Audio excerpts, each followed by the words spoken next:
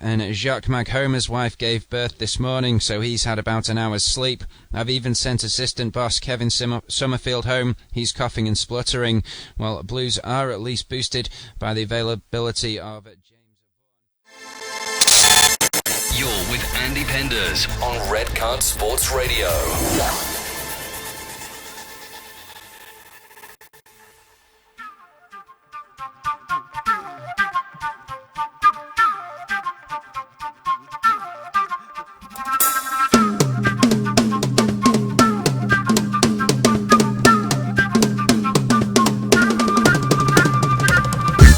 Welcome everyone, it's Saturday night, it's the Andy Penders Show on Red Card Live. We're streaming live on YouTube, live on Red Card Sports Radio. We are live on StarHub Channel 225. Welcome wherever you are, massive show tonight.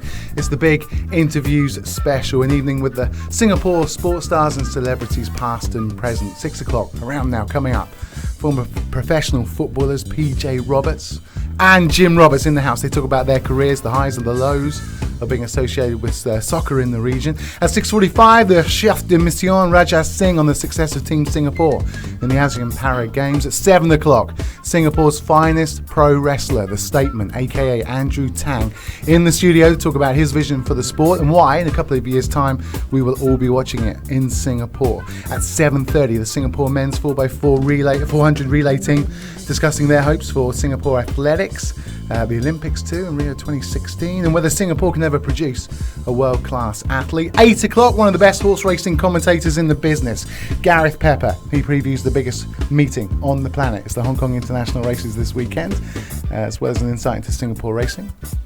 What else? 8:30, director and laughter coach at Inspired Life Academy, Ram Jayaram, talks about laughing yoga and what it's like to be a star in the Singapore football film Kallang Roar. 8:45, the best tipster in the business, Alan Bentley. He gives us his inside take on the best teams to side with this weekend. You do not want to miss out on that. Plus sports news, Premier League previews, your feedback and thoughts ahead of another massive weekend of sports. The Andy Penders Show, Saturday night. Let's go everyone. Get in touch with us at Red Card Sports Radio. You can call us 6281 1608. That's 6281 1608. Before we start, a big thank you to our sponsors. Big thank you to our sponsors who understand how we engage our audience.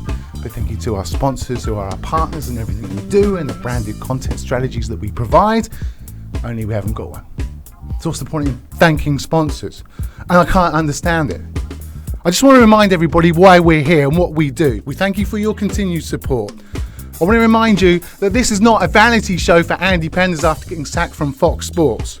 I want to remind you, I've got producer Nicholas who's working 6 days a week, never sees his 2 kids, but he's doing it because he's passionate about it. Intern Pratap, who busts his balls every day.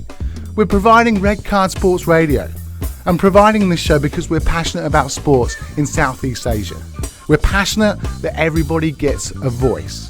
Because everybody involved in sport, no matter whether you're amateur or professional, whether you're a fan or whether you're organising sport, you deserve a say, you have a story.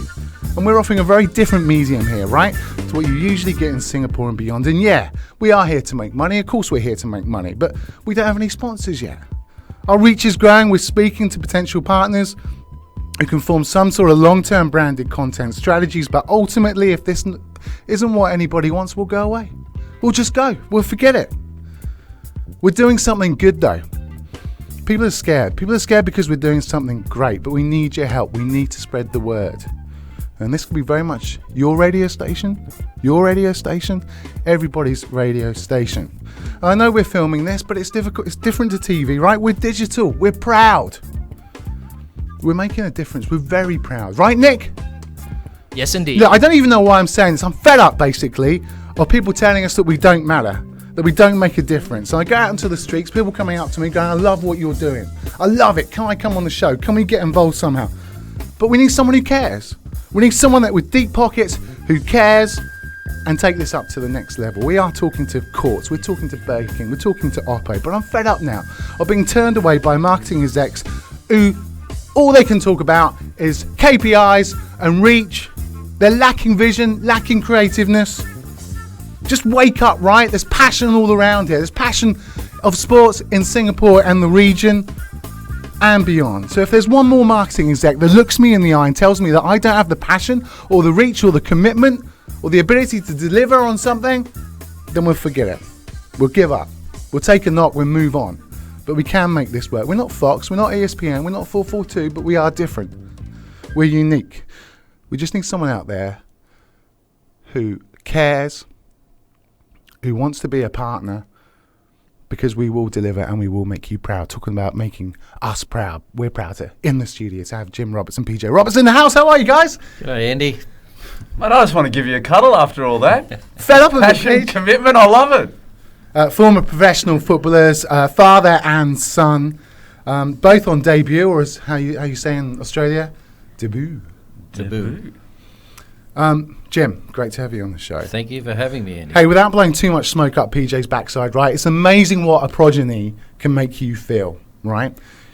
You're here next to a son who's a talented sportsman, could have played rugby or football professionally, a scholarship in the USA, become a pro footballer, captain Australia at the FIFA Futsal World Cup, academically achieved the highest accolades, a couple of degrees, a master's, became a teacher, private banker, became a well-known TV pundit, became a household name in Asia, vice president of a huge sports marketing company, Anzac president, author of a popular children's book, director at a football coaching school, testicular cancer survivor, ambassador for the Movember Foundation. Does it stagger you when you look at him? Does it stagger you? Did he do that? Is that his resume you read out? You know he did. I seen him on WhatsApp this morning. He actually left a few off there. Oh, exactly. Exactly. No, very, very proud. His mum and I, we've seen him grow, and he really hasn't lived in Australia since he was 17, and he chased his dream. And I think the wonderful thing about our family, and also including his grandparents, is that they encouraged our children to fly. If you don't encourage your children to fly, they'll never be anything. And he flew, and when you look back at what he's done now, I still consider him a young man, because if he becomes an old man, I'll become an older man. But yeah, we're very proud of what he's achieved. And it works the other way, Peach, former professional footballer, national futsal coach, president of ACT Sport, an Australian Sports Medal awardee, respected around the world for what he's done with the development of futsal as well, ACT Sport Hall of Famer. Yeah, no, brilliant. I mean, exactly like Dad said, when you're a young boy growing up, you want to be like your dad. And Dad was a good footballer in his day, and I still remember very clearly taking my kit down and getting changed with Dad and all his teammates in the change room and going out and warming up with them when I was probably 5 or 6 years old. And obviously stemmed from there, and then to obviously witness from afar when I'm overseas what Dad's doing in the business community, and the change he's implemented not only in Canberra and Australia, but also the push, which Dad can explain a little bit more, trying to get futsal in the Olympics around 2000, and all the meetings with the various FIFA officials. It's very, very proud to have Dad as my dad as well. We're going to have a group hug in a minute. Yeah, I think we will. Was it difficult growing up though? Were you always there for Peach? Yeah. His mum and I unfortunately divorced in 1984, but it was an amicable divorce, and what we did is we actually focused on the kids. And I mentor people now. They look back, and I'm pretty proud of the fact that the children have turned out very, very well. But we did have the support of their grandparents, as we said.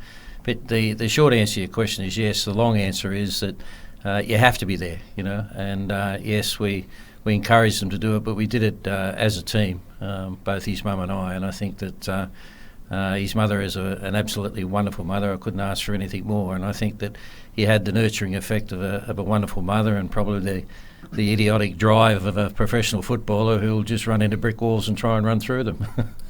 We're with Jim Roberts, PJ Roberts on the Andy Penders Show. Thanks for your company tonight, guys. On the way, don't forget, we got the statement. He's going to come in and do some wrestling moves. We've got the 4x400 Singapore relay team. Gareth Pepper is also on the way. But I want to talk, guys, about football then and now, because you both got experience of that. I mean, yours is more recent, obviously, PJ. But take us back to Sydney, Prague, Bankstown City Football Club, Canberra City Football Club. How do you see football has changed then, and what antics did you get up to compared to what goes down now?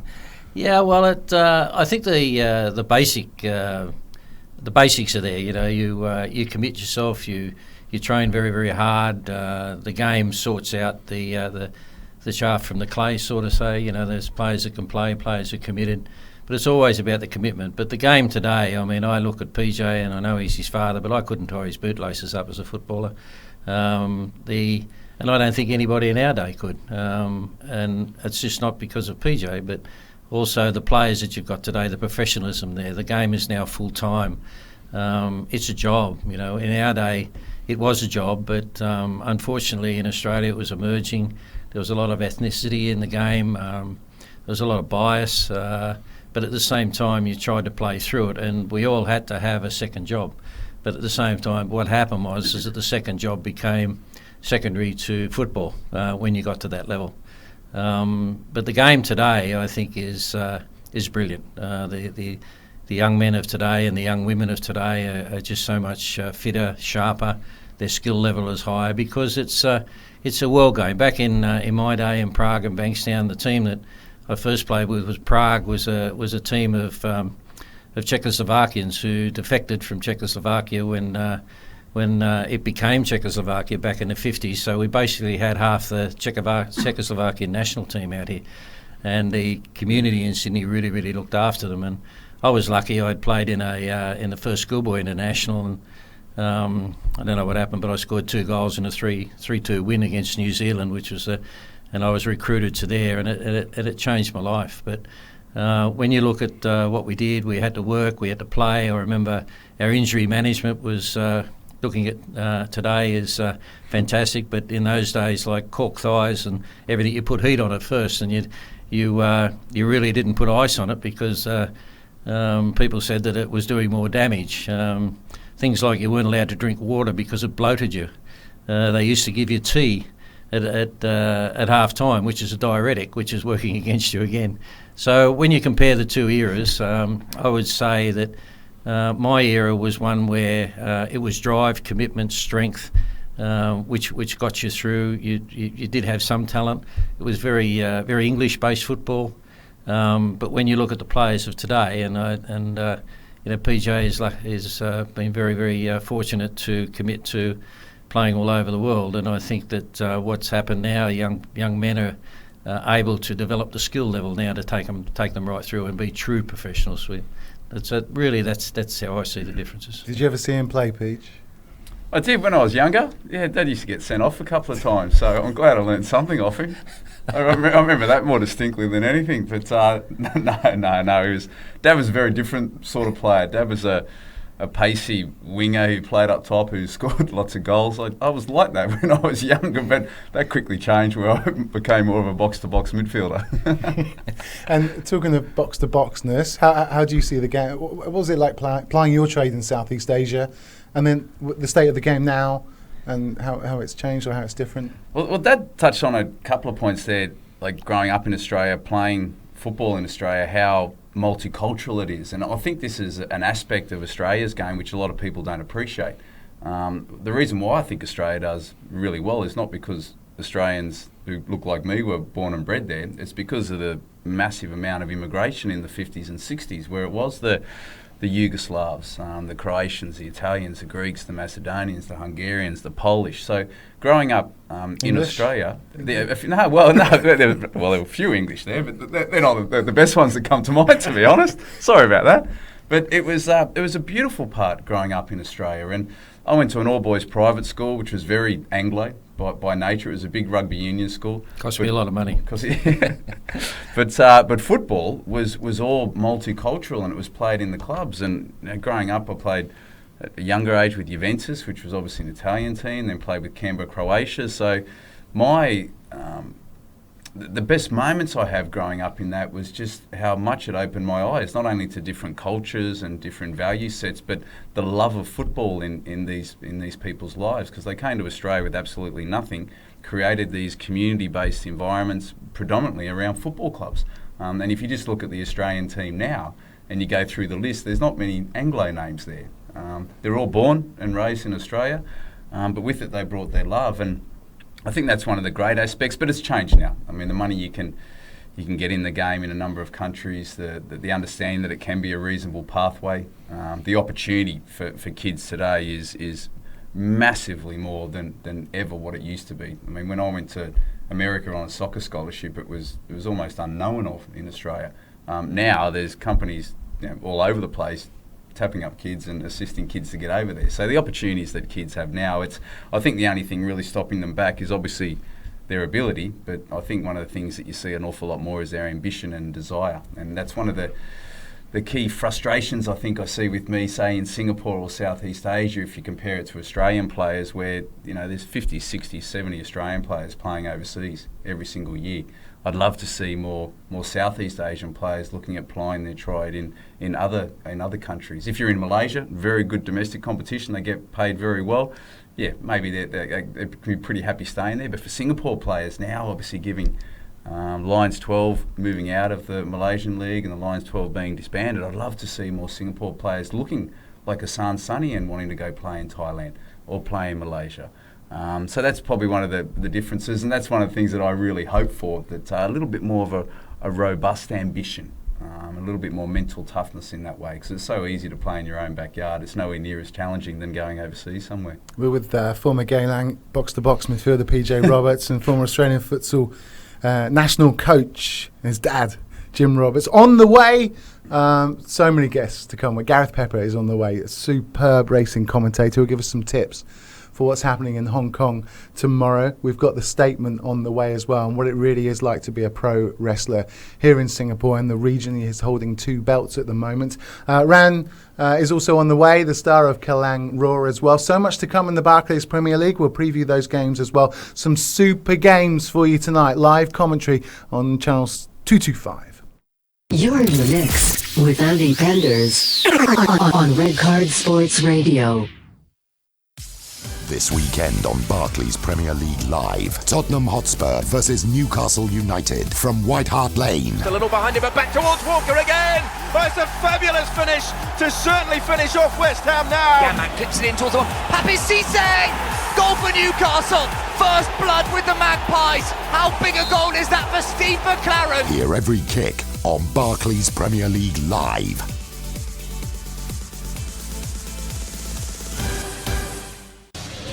You're listening to Red Card Sports Radio. Welcome back, everyone. It's the Andy Penders Show on Red Card Sports Radio with PJ Roberts, Jim Roberts, talking about their time growing up together. Can I say that? I think I can, in a weird kind of way.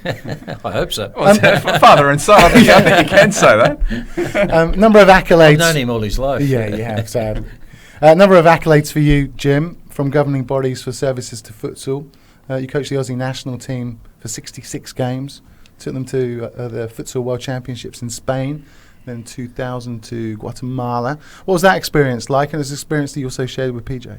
It was very, very good. I think that the first World Cup I coached in 92 in Hong Kong, in the preliminaries, we didn't really understand futsal in those days. It wasn't named futsal, it was called Futebol Sala, which is the Portuguese name. The world body was formed by Avalanche, the former world president. It was called FUFUSA. We were running indoor football in Australia. I was a management consultant in the federal government, doing that as a part-time role. And then in the end, we found the game, and we brought it to Australia. And I think what we identified very quickly was the fact that Brazil, Spain, and all the top teams in the world, that futsal was the underpinning game in those countries that produced players like Pelé and Jairzinho and all the great Brazilian names, the great Spanish names. Messi is a futsal player. They all honed their skills on futsal. And so I took off to Italy and went down to a place called Acciaiali, which is near Catania in Sicily. Took me about 40 hours to get there, but anyway, we got there. I was exhausted. We found some hotel. I don't know what it was. It was the middle of the night. Woke up in the morning, and here I was overlooking the Mediterranean. I thought, wow, this is all right. Went to the game, didn't know anybody. There was a guy sitting next to me with grey hair, probably half as big as me again, and I'm not a small man. And I said to him, hello, and he said hello to me in an American accent. And I said, oh, you're American? He says, no, my name is Takao Araújo. I'm the Brazilian coach. I went, wow. So anyway, we formed a very, very good friendship. And one of the things, a little bit of an anecdote, is you put a Brazilian and an Australian in somewhere in the world where you're not getting treated very well, and all of a sudden there's that real bondship, and all we did was argue about who was going to pay. I wanted to pay and he wanted to pay. So that friendship is around today, and that was in 1991. But from there, the friendship really, really grew, and I finally realised that that the difference, what Australia needed and what football needs in developing countries, is futsal. Not from a commercial point of view, but when you look at the great footballers and the great South American footballers in the world, from Uruguay in its heyday, Chile is now coming through. But in the great days of Brazil, it was all futsal. It was the best kept secret around. So what we did is we formed this relationship. We formed an exchange program, and this is a very nice thing too. At one stage there, over a 10-year period, we were sending in about 60 to 70 athletes and coaches and referees every year into Brazil. And when Takao agreed to this, he turned around and he said, "Yes, Jim," in this beautiful American accent, kind of Portuguese-American. He says, "Yes, Jim, but I need my children to go there too." And I said, "Well, we can't teach you futsal." He said, "No, Jim," he said, "but our country in Brazil has a number of social problems. If I send a group of players, each year, 25, 26, can you put them out and show them what a first world society does so that we can develop some good community and social benefits to these children?" So we did that and ran it for 10 years. So really that was the passion, and that's why we got involved. And Pete, you went to one of the World Futsal Championships. Captained. I did. Yeah, it was a nice occasion actually. It was interesting how it came about. I was actually on scholarship in America, and I was going to stay over there. Cut a long story short, I'd lost a year of eligibility, not because I did anything wrong. It was a bureaucratic decision around the timing and of when I'd signed certain forms, and basically the opportunity was to go back. So what I did in the off season in America is I used to go back and train with the national futsal squad. So look, I'd grown up playing futsal in Australia. At that point in time, Dad was the head coach, and we had a Brazilian technical director, who Takao had actually sent over. And yeah, I mean, they sort of needed a player of my mould to sit at the back and more the defensive player. And we said, look, I'll go back and train full time for 3 months and see if you settle in, because I was an outdoor football player trying to play futsal, which is very different. The technique on the ball, the ability to play the ball, the runs that you got to make. But it settled well, and it all went to play when we played in Spain. So it was a wonderful occasion. And my first, obviously, I guess, feeling of futsal at that level was when we toured Brazil and Argentina when I was 15. And that was a game changer for me personally, not only for my futsal, because my football career took on then, and then futsal obviously took a back seat because the money was in the outdoor game, and you weren't able to combine both. But it was then when you realised how rubbish you were as a player. You get over there and you're playing against the elite in Brazil and Argentina, and they're the same age, and their skill level is 25, 50% better than what you have. Physically, we could match it with them. There was no drama with that, but their skill level was just through the roof, and that just showed me what I need to do. So that was an absolute game changer for me. But it was a wonderful moment actually, playing for Australia, lining up with your dad there. It was it was one of the proudest moments of my life, and obviously not many sons can say that they've done that with their dad. Just take it past your professional playing career. I just want to take it to the media setup now, because you work harder than anyone at the moment on TV, I've noticed. But I just want to talk about, because I think it still is valid, right? Because everyone still comes up to me in the street and talks about football crazy, still, to this day. And I'm sure you get the same as well. How good a times were they? What did we get up to that people might not necessarily know about? I don't think we can discuss that in a public forum, Andrew Penders. But look, mate, it was a fantastic period of my career, because when I started in the media, it was basically straight off the back of having to retire from playing football. So I was 29 years old. I had my first year in Singapore after coming here from playing in Malaysia. We'd had a really good year. We lost the cup final, unfortunately. We came second in the league. It was the debut season for Hassan, Sunny and Bahaki when they were young 17, 18-year-olds, and you look at what they've gone on to do. So it was a wonderful year. But then obviously I was pretty gutted to have to hang up my football boots. I had to stop just because of a few chronic injuries, and was advised by a spinal surgeon that enough's enough. So at that point I was pretty devastated, because I was only 29 years old. But then ESPN came calling, and my first show that I was on a regular basis was with you, and it was doing Nokia Football Crazy, and we had Julian Tuhig, who was the producer, who was just over from the UK, and it was a new show. It was a new format of show. ESPN had never done anything like that previously. And to be a part of it from day one, to see the success of it when we used to tour around Southeast Asia when ESPN had the rights for everything everywhere, it was a cracking experience. It really was. And look, I think that show really laid the platform for what we've been able to do with our media careers. You had to be pretty well rounded with the different type of content and the different type of guests and what we were put out there to do. So I got wonderful memories from it. Wonderful memories. I think too, Andy, if I can add to this, I've been coming in and out of Singapore for a while since PJ's been here, and I don't know, it's been a long time. But and having dealt with the media and dealing with shows all over the world, and particularly in Australia, I used to watch you, and not just on the TV, but I used to go in to the studios and then mix with you afterwards, and you were having fun. That's what it's all about. You were completely professional in what you did.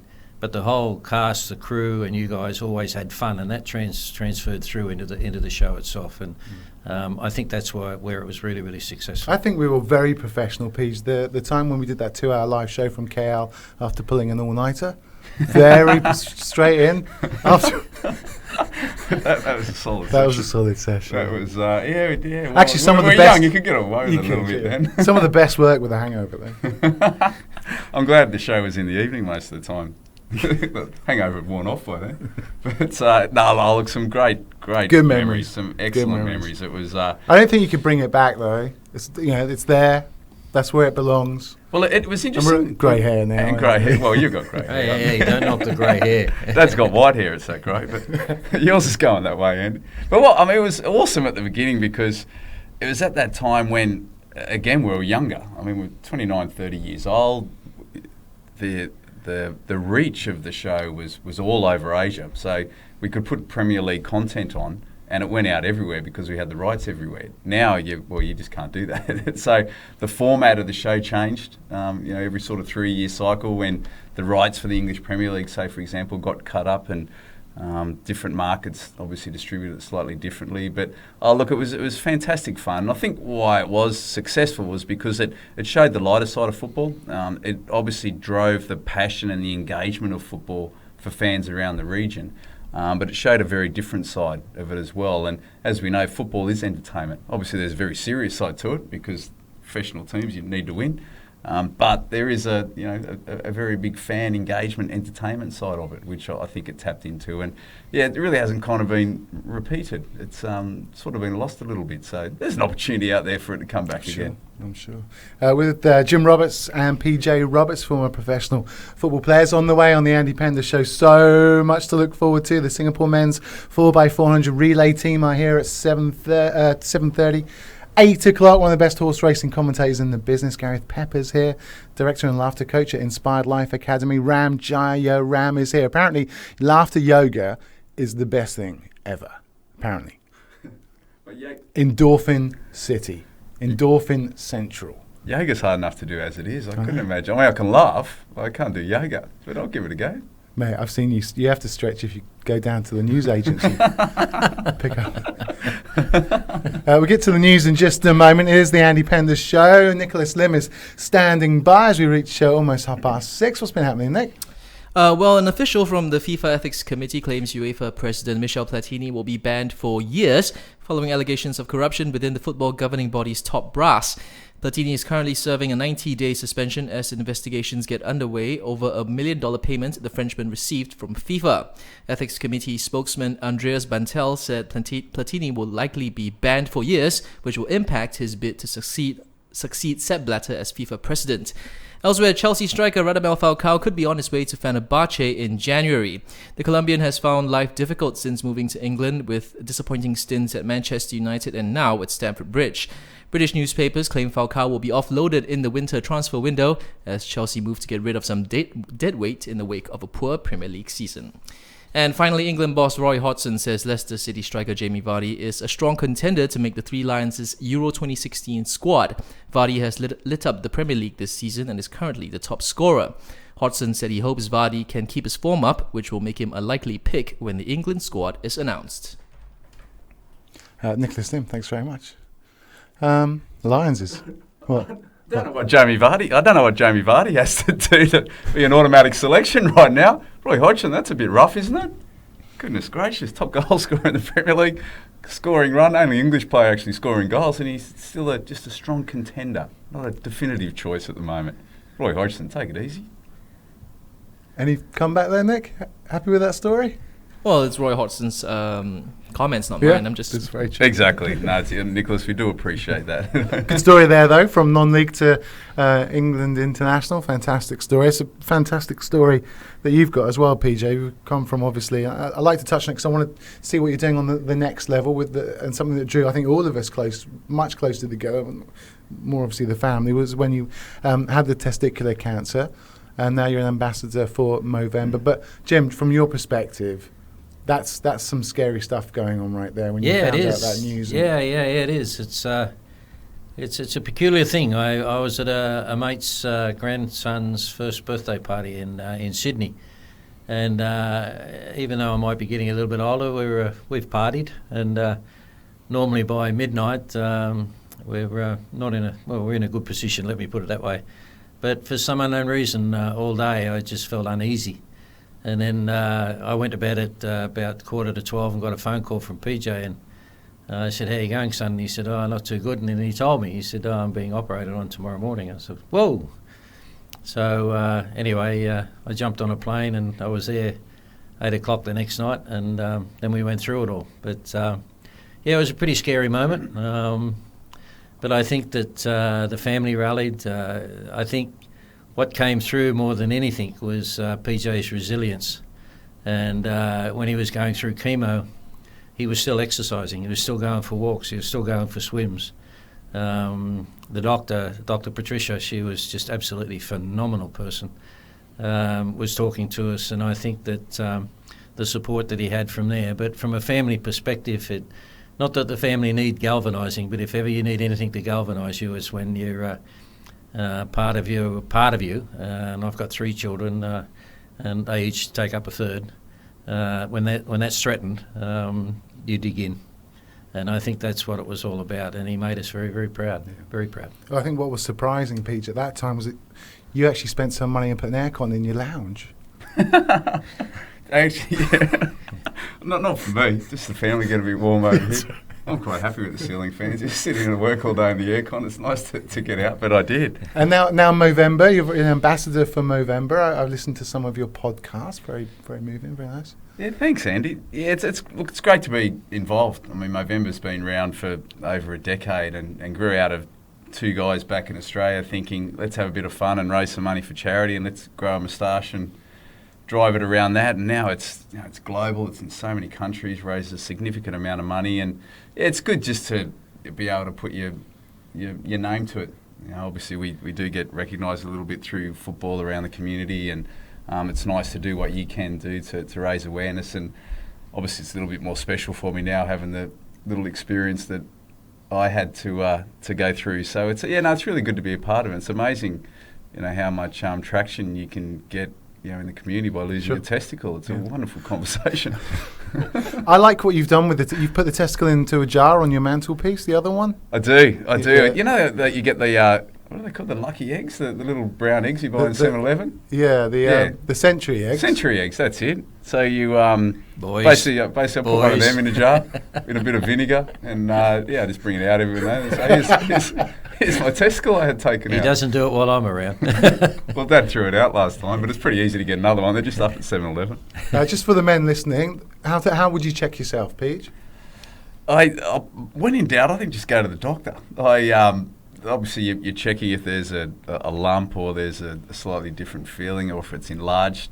The way that I found out was I was pretty fortunate in the sense that I just started to get a massive pain in my scrotum. So before I knew it, I was jumping in a taxi, racing to the hospital because it was it was pretty painful at that point in time. And then within an hour and a half of being at the hospital, I was told I've got cancer. I've got testicular cancer. We're going to operate in 6 hours to remove the testicle, and off you went. I think I actually called you on the way into in the taxi. I was one of the first to You were. Come and see you next day. I know. I was newly single. I'd broken up with a girlfriend. I was at home on my own. I thought, geez, I could call Andy. Andy, I'm racing to the hospital. I'll let you know what happened. So, but look, it was a strange experience. I was pretty lucky in the sense that it was a fairly early stage. And 1B, was it? Is that stage 1B. Right. Yeah. So I had a mixed germ cell tumour which was formed in the testicle, and so from that they removed that, and then I had to go through about 8 weeks of chemotherapy, which was, look, it wasn't pleasant, but I think what was, to Dad's point, it was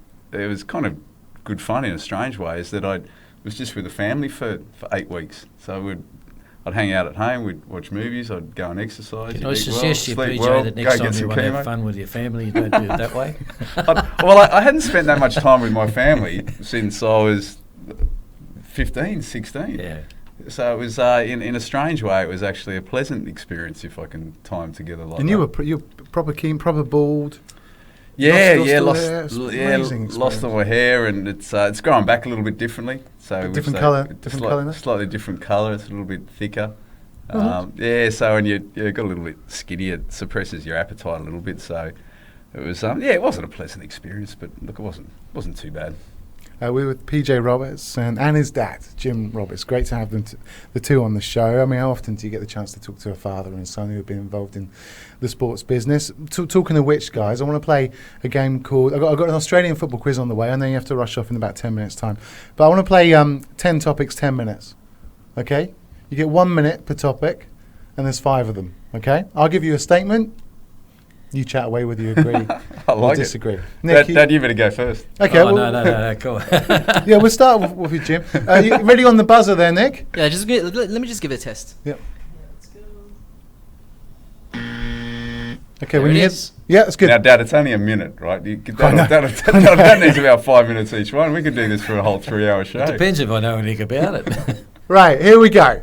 10 topics, 10 minutes with PJ Roberts and his dad, Jim Roberts. Topic number 1, minute on the clock. Australia will never win a Football World Cup. Oh, come on. I don't believe that. I think that if they embrace futsal as part of its training regime, and I'm sorry, I'm just crazy about futsal, I think we can. The other thing is that if they improve the administrative structure, I'm in Singapore now, but they'll find out about this, that they're trying hard, but I don't believe the administrative structure is up with the playing strength and the ability now. I think the players are world-class players. Now it's a challenge for the administration to lift to that level as well. I don't think I'll see it in my generation, but I would say that maybe PJ's lifetime or his children's lifetime, I think you'll find we may be there. You can carry on with the subject before you hear the buzzer, Page, if you agree or disagree. Oh, look, I mean, you've got to believe, haven't you? I mean, do you think England will ever win the World Cup again? Yep. Well, okay, there you go. So you've got to have that belief. Yeah, I mean, Dad, I think, summed it up nicely there. Will it be in his or my Okay, generation? next topic. No. Scrapping the S League, PJ. Scrapping the S League. Sorry, to cut you Oh, off, so but the buzzer it's went. 1 minute together. Yeah, 1 minute. Right. Gotcha. Right, scrapping the S League is the best thing to do for Singapore football. Disagree. Whether you call it the S League or you call it a Singapore national competition, I think you need to have a top tier competition, whether it's professional or semi-professional, where you can argue either way. But I think you need to have a competition here. I think kids out in Tampines or Badok or Geelong, instead of sitting at home playing PlayStation and watching, well, you can't watch La Liga, watching Bundesliga or Premier League, watching their favourite teams. Look, that's, for the most part, it's completely unrealistic. They need to be striving to want to play with one of these S League clubs. If you haven't got a pathway for junior players, and you attempt this business of trying to play in other regions or things like that, I think you lose your identity. But you have to try and strike some sort of balance. They've done that in Australia. You know, the A-League now is attracting 30,000 people to a game. Going back 5 years ago, that was unheard of. And I think that's good for the game as well. Next subject. Playing 10 topics, 10 minutes with PJ Roberts and Jim Roberts. PJ, the ASEAN Super League is a waste of time. I don't think it's a waste of time. Theoretically, it makes complete sense. An ASEAN Super League is about engaging the Southeast Asian region. There's 12 countries in that. If you exclude Australia, it's 11. when we look at the success, say for example, of the Suzuki Cup, that is outstandingly successful on a number of different areas. The ratings for that will outweigh a Manchester United-Liverpool game in the Premier League. So what you're trying to do is take a biennial tournament, which is the Suzuki Cup, which is played once every 2 years, and you're trying to create that same concept to have it on a more regular basis. It would be an absolute dream to have the best players from each of these countries dispersed around 1 or 2 teams in each of these countries, playing on a regular basis, massively engaging. You look at the success, say for example, on a slightly different way of, say, the Tri-Nations or the Rugby Championship now in Rugby Union. You look at, say, the Super 15, which is now the Super 18 in Rugby Union. It's the same concept. Playing 10 topics, 10 minutes for PJ Roberts. It's a little bit more difficult to execute, though. Yeah, no, I can imagine. Hey, Gary Neville is the best managerial appointment ever, Jim? No. I think managers are. I mean, this is a very diplomatic statement. Managers have a life. He's very, very good. Of course, he is. But no, I think that he. I think that Dad's been very kind here. I think where Dad's saying, and obviously managed for a long time, is that look, he's a little bit unproven at that level. Obviously, he was an outstanding player. Accolades, so he'll be respected in the dressing room for his playing career. He's been a pundit for the last 3 or 4 years where he's been very, very good and very well respected. He's been an assistant to Roy Hodgson for the English national team. So again, he's got some experience there. But to take over a professional club that plays week in, week out in a completely different domestic competition where you've got minimal experience is going to be really challenging. The fact that Phil Neville has been there, and is already in there. He's got a lot of feedback. Obviously, Peter Lim is the owner of the club. They've got different investments. I think I'm excited to see how it goes, and I hope it works for him. But he's putting himself out there, and he's backing himself. Time here or what? He's backing himself. I think that's what he said. He said, it's time for me to prove myself, so good on him. Next topic, minute on the clock. On the clock? My next question is about Jurgen Klopp. Minute on the clock. Jurgen Klopp will not see out the end of the season. Oh, that's a little bit harsh. I think it was obviously a wake-up call, a little blip that they've had recently. But look, I think he's definitely going to see out the end of the season. We see the January transfer window creeping up. I think he's going to make some changes. I think what he's achieved so far in the short time he's been with Liverpool has been outstanding, given the fact that he's working with exactly the same group of players. He's got that ambition to want to try and improve the players as opposed to buy and sell many players, which he said he will do. But the fact that he's only been there for 10 weeks, they're not going to get rid of him before the end of the year. No chance. If they do, that's a reflection on the club. For me, it's no matter who you are and what you do in any time, you're not a magician. And 10 weeks is ridiculous, to even make decisions on that now. A person has to be able to be thrown at, have his failures, have his successes, and then be able to find a way through. Next topic. Just ask Gary Monk now at Swansea. I know. That's sad. 10 weeks ago, he's going to be the next England manager. Yeah, I mean, a number of English managers, like Nigel Pearson, I can think of him as well. Yeah. Next topic, so I know you guys have to go very shortly. Singapore will never qualify for a World Cup. Jim? Well, again, it's a big statement. I totally disbelieve that. I totally disbelieve it. And again, I have to spread the message. I started coming to Singapore many years ago when they had the Tiger Fives for futsal. And I was astounded at the individual skill level of Singaporean players. They don't have the physicality, and if I offend anybody, I'm very, very sorry about that, but it's a reality. But I really sincerely do believe that if Singapore invests in futsal in a very, very big way, it will transfer through and relate and come through into their outdoor football. Again, I think administration has to be professional. You have to get top-line coaches here to have them, but from the skill level, I rate the basic skill level of Singaporeans with any country in the world, and that includes Brazilians. You've got to change the culture and belief in the young kids and the parents, though. Exactly. They've got to be passionate about football. They've got to want to do it. It's different in South American countries like, I'm going a bit over time, but Uruguay, where there's only a population of 3 million. Yeah. They grow up and walk out of bed. The first thing they want to do is kick a football. The next thing they want to do is think about representing their country. You're not seeing that in Singapore. And Singapore has to realise, the parents have to realise that being a professional footballer is a business. It's just not nice to do something. So you can, by all means, have your education, and as PJ's got high distinction MBAs and so forth, but when you go through, football is a business. From playing to administration, that's what sport is. Sorry. I did go overboard. Don't be sorry, guys, but I have realised something, Nick, that whenever I go out with the Roberts next time, I'm going to carry a buzzer with me. Get them to shut up straight away. Right, final topic. We've been playing 10 topics, 10 minutes with PJ Roberts and Jim Roberts. The final statement. Shebby Singh is the best TV pundit in Southeast Asia. Mate, love Shebs. Love working with him. Worked with Shebs 10, 11, 12 years ago when I first started. And one thing about Shebby, love him or hate him, and he does polarise opinion, is that he does not care. He says what he thinks, and he says it very, very clearly. And doesn't matter who's listening, doesn't matter who he's working with, he gets out there and says it how it is. So for me, I don't think you can say a pundit. I mean, obviously, I get appraised by a lot of people. Everyone's got their own opinion. You've got to have an opinion. How you form that opinion and you construct that and communicate that is how you do it. Not everyone's going to like what you say.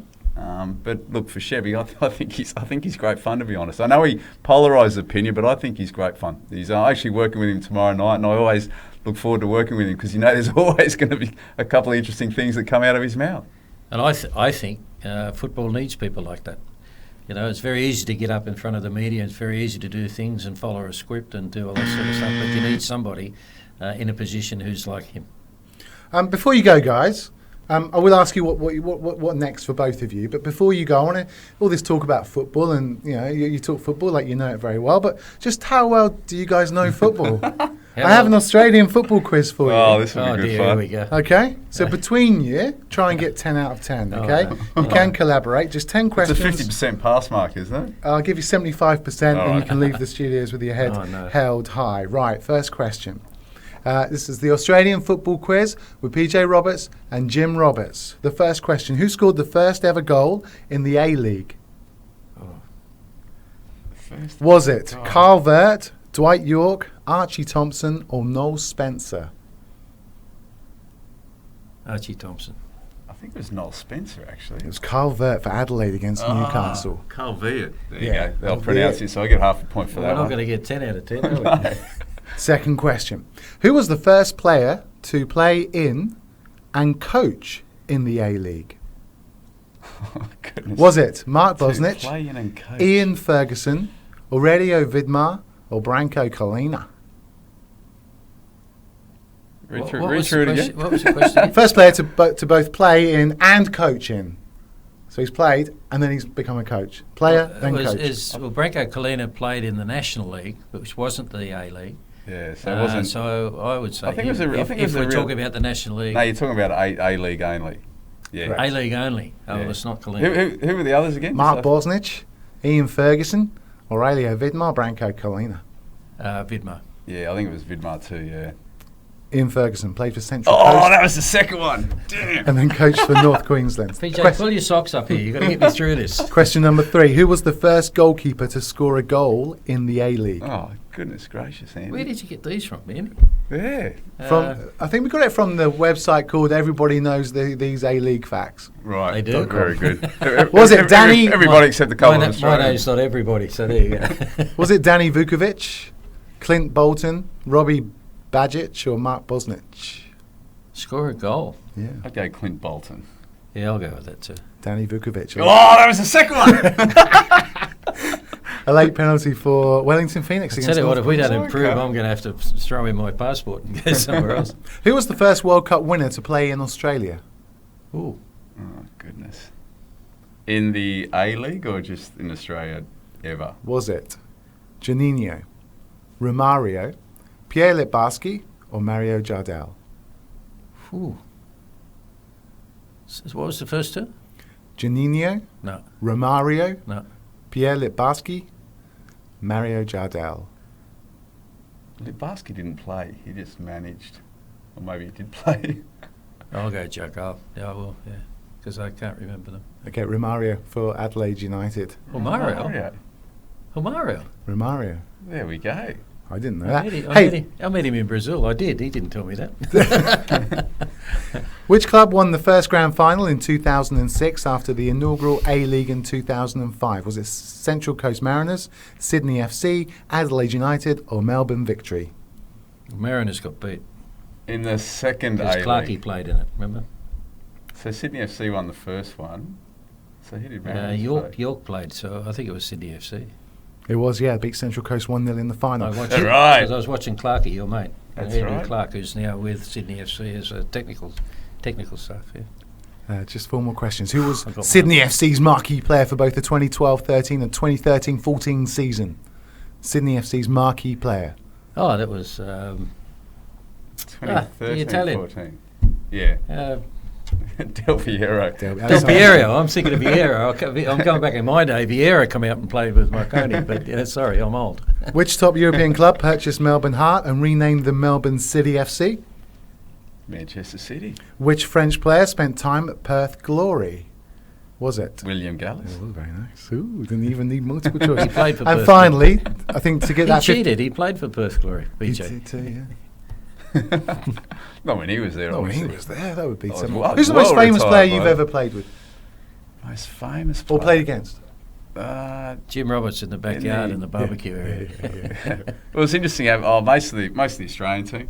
But actually, we just if anyone's after a good documentary, there, get on YouTube. It's a called November 16. So it's a look back at the Australian national team and the heartache of failing to qualify for so many World Cups, and when they qualified in 2005, it's very cool. So it was interesting watching that and all those players. I remember playing against, particularly Mark Viduka is probably one that stands out, where at the age of 16 he was built like that and he was scoring goals left, right and centre. So he's probably the one that stands out the most, I think. Okay, I've got you for 1 more minute, guys. Who was Queensland Fury's first ever marquee player?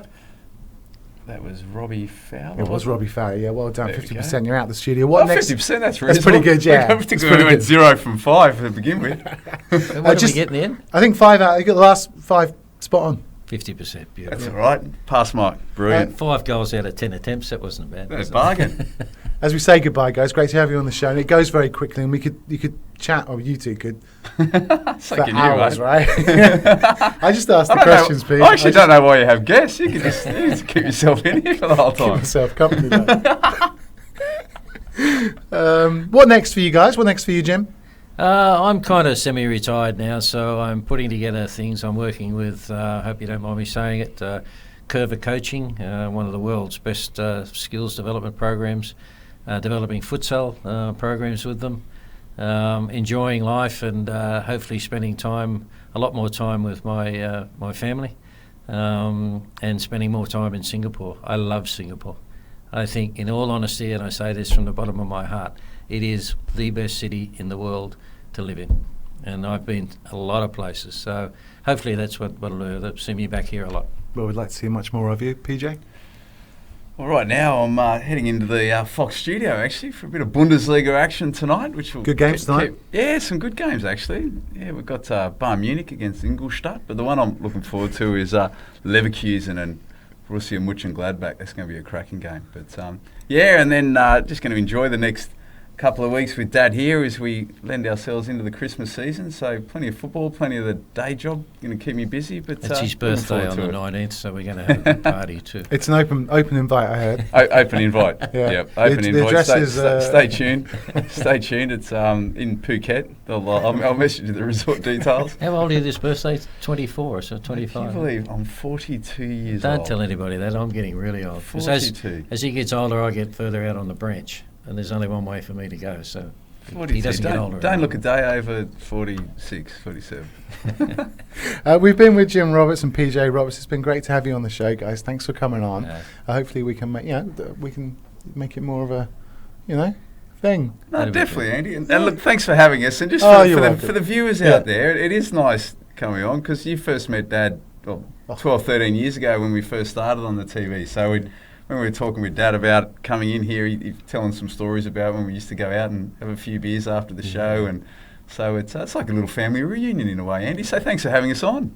You're more than welcome. On the way, everybody, 7:30 we got the Singapore men's 4x400 relay team. 8 o'clock, it's one of the best horse racing commentators in the business. Gareth Pepper is here. At 8:30, Ram Jairam, star of Kalang Raw, will be with us. 8:45, the best tipster in the business, Alan Bentley's here. Coming up next, though, Singapore's finest pro wrestler, the Statement, aka Andrew Tang, is in the studio. Cannot wait for that. In the meantime, massive week, wasn't it? Or 10 days for the 8th ASEAN Para Games. We thought we'd find out a little bit more about it. So producer Nicholas called up with Raja Singh, the chef de mission of Team Singapore for the ASEAN Para Games, to find out how the tournament went. We've got Raja Singh on the line, the chef de mission of Team Singapore at the ASEAN Para Games, on the line right now. Raja, how are you? I'm good, thank you. Okay, let's get into it now. It was a tremendous... Red Card Sports Radio. This weekend on Barclays Premier League Live, Manchester City versus Swansea City from the Etihad Stadium. Oh, great chance here for Kolarov! Scores! Alexander Kolarov takes his time and picks the far corner of the net. Swansea have only had 3 goal scorers so far in the league this season, but they haven't now. Shelby makes it 4. Hear every kick on Barclays Premier League Live.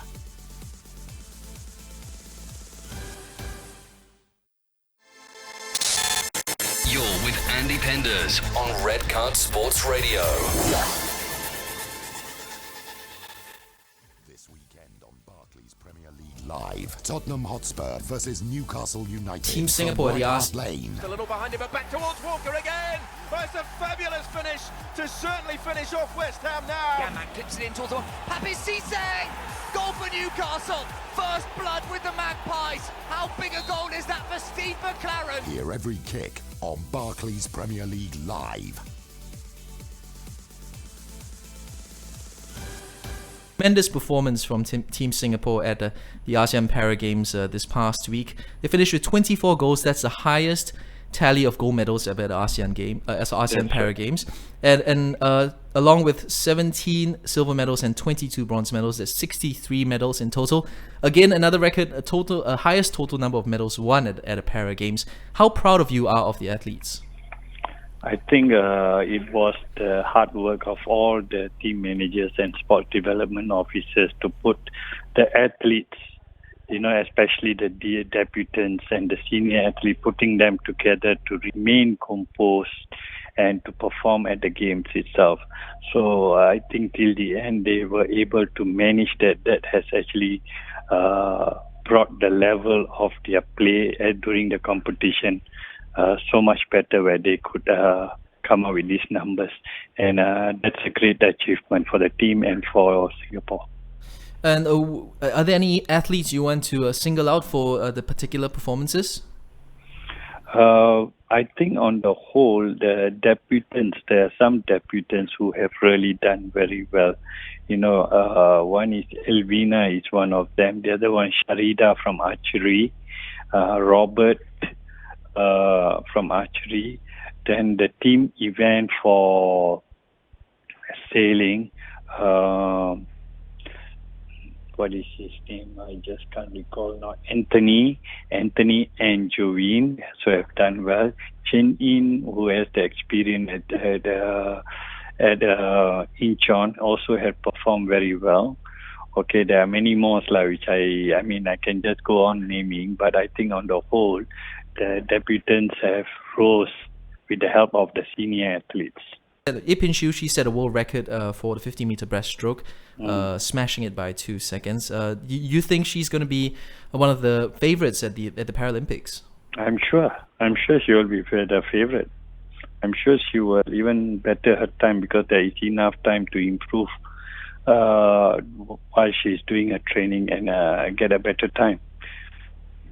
And of course, that's not even mentioning Teresa Goh. She's got 5 golds and 1 bronze for herself. Yes. I think she can do even better at the Paralympics. Yes. She is a tender potential medal winner at the Paralympic itself, because they all have improved very much under the new leadership. Our coach, Mike and Nick, right? Nick is coach, who have done so well, bringing them up to this level. So what is it about this new coaching system, coaching method that has made them so good? I don't think there is a new method of coaching system, but I think it's a person what they can bring the best out of the athletes. So I think the present coach has brought the best out of them, so as such they could perform so well.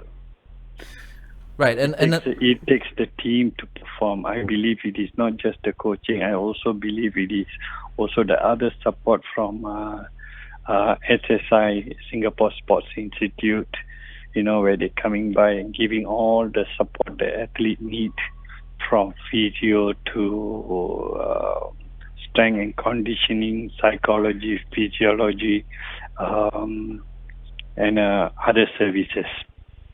And another athlete that has captured hearts is Khairul Anwar, the captain of the cerebral palsy football team. His long range strikes have been a sight to behold, and he does something that most regular players haven't done. He's the first player to score a hat-trick at the national stadium. How proud of you are? How proud of him are you? Okay, it's only I felt sad that I wasn't be able to be there to witness the hat-trick, but I'm very proud of the whole team, including himself, for what they have done. The best part of this team is they work as a team. They all have, even though there were one or two outstanding players in the team, but as a team they have no air. They all work together and they perform because they were a team. And the coach was tremendous too, because to keeping them composed and bringing the best out of them even under that pressure.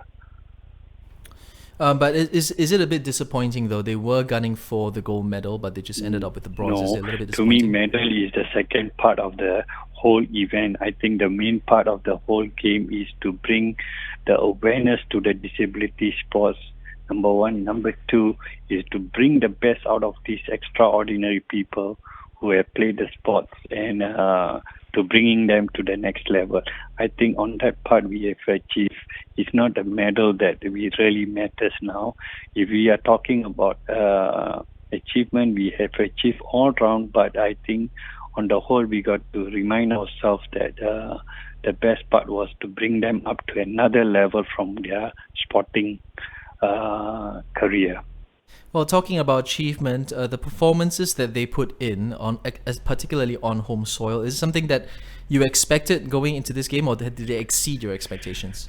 Okay, when the SEA Games athletes performed so well in June, so there was a little pressure. So I used that as a platform to leverage our athletes to another level. So when I visit during their training and all that, I tell them these guys have performed well. So it's about time that we are the final fitted event for the Jubilee celebration. Let's do it together. Let's do everything we can. So that was the message I gave to them. I am individually to set their own goals and push for it. So that was a simple message, but I didn't put any pressure on the medal that they need to bring back from the athletes. So what is the response like for para-athletes right now? Because is it after this performance, is the response getting better? Are more people stepping forward to want to become para-athletes? Yes and no, because it'll be just finished. But during the game, there were a lot of interested parties, a lot of stakeholders coming forward that they want to be use sports as part of their athletes' life, or part of these people's life, and also a part of rehabilitation. Okay, so I'm sure, if we could, after the game, taking a week or two break, then we will see how we want to restructure the whole thing as Singapore Disability Sports Council, and open the door to all these new people who are interested in sports, at the same time channeling them to the right sports that they could play. So there is a plan to restructure the way the Disability Sports Council works. We cannot just based on the present system and just move forward. We need to have a system for each sport to see how they can welcome the newbies to play and learn the sports at the same time, build the interest towards the elite level. Okay, Raja, final word from you. What would you like to say to the athletes of the Para Games and Team Singapore? Well done. You guys have lifted the spirit of the game, lifted the spirit. What would you like to say to the athletes of the Para Games and Team Singapore? Well done. You guys have lifted the spirit of the game, lifted the spirit of Singaporean, and you all have done well, and I'm very proud of you all. Okay, thank you, Raja. Thank you. You're with Andy Penders on Red Card Sports Radio.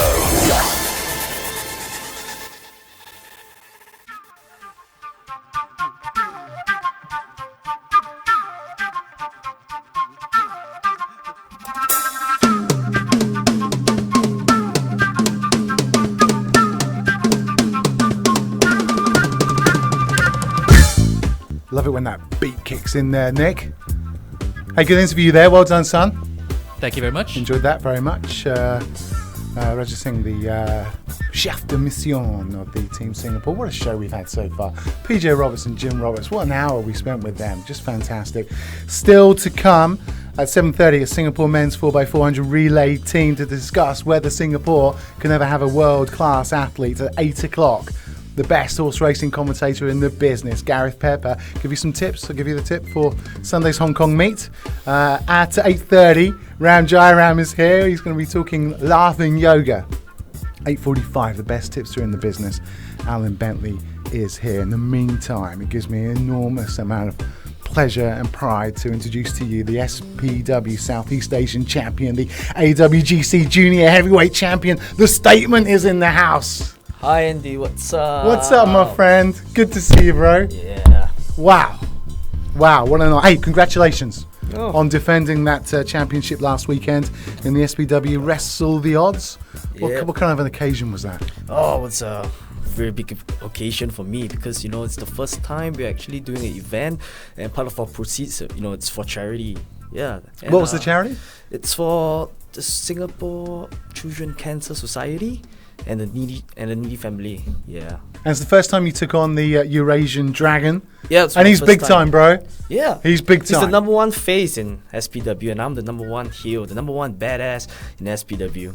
How did the fight go down? Oh, I think it was good. It was a really good match because, you know, I could really feel the energy from the crowd. It was electric. That's what it was. Yeah, it was just like a good, you know, it's just good classic storytelling of a good guy versus the bad guy. You know, and me being the bad guy. You know, I always try to make the fans hate me and, you know, get them really rally up. You know, they want to punch me and all. I just feel so happy. And it's important, this story. I mean, you know, I know it's, you know, choreographed or whatever. To what degree, I'll find out in a moment. But developing those characters and putting on this show, which is you at your physical peak, taking absolute blasts all night long. The storytelling is so important, isn't it? Do you work a lot on that? Yes, of course. If you know, some wrestlers in our promotion, they may be very, very athletic. You know, they have really fantastic moves, but somehow or other they just can't be able to connect to the crowd, and it's very important to actually be able to connect to the crowd. So, you know, you need the crowd you need to create a story so that, you know, the fans can just go behind you, or, you know, if let's say you're a heel, you know, you just need to be so bad until, you know, the fans just want to hate you and, you know, just want to just give you a beating of a lifetime. You know, that's pro wrestling. It's very important for that. Yeah. After it was an electric bout. How long does it take you to recover after something like that? How beat up are you? I was still fine because I'm the Statement. You know, nobody takes me down. The next day, you know, I just prep myself up, and the following day I had to go in for in-camp, and of course I still deliver during my. And pro wrestling in Singapore is here to stay, right? And it's here to go to the next level. Of course. You're fighting next week. Yep. Yeah. How's that going to go? I'm flying to Hong Kong. I'll be heading to HKWF, and I'll be defending my AWGC Junior Heavyweight Championship against Jason Lee.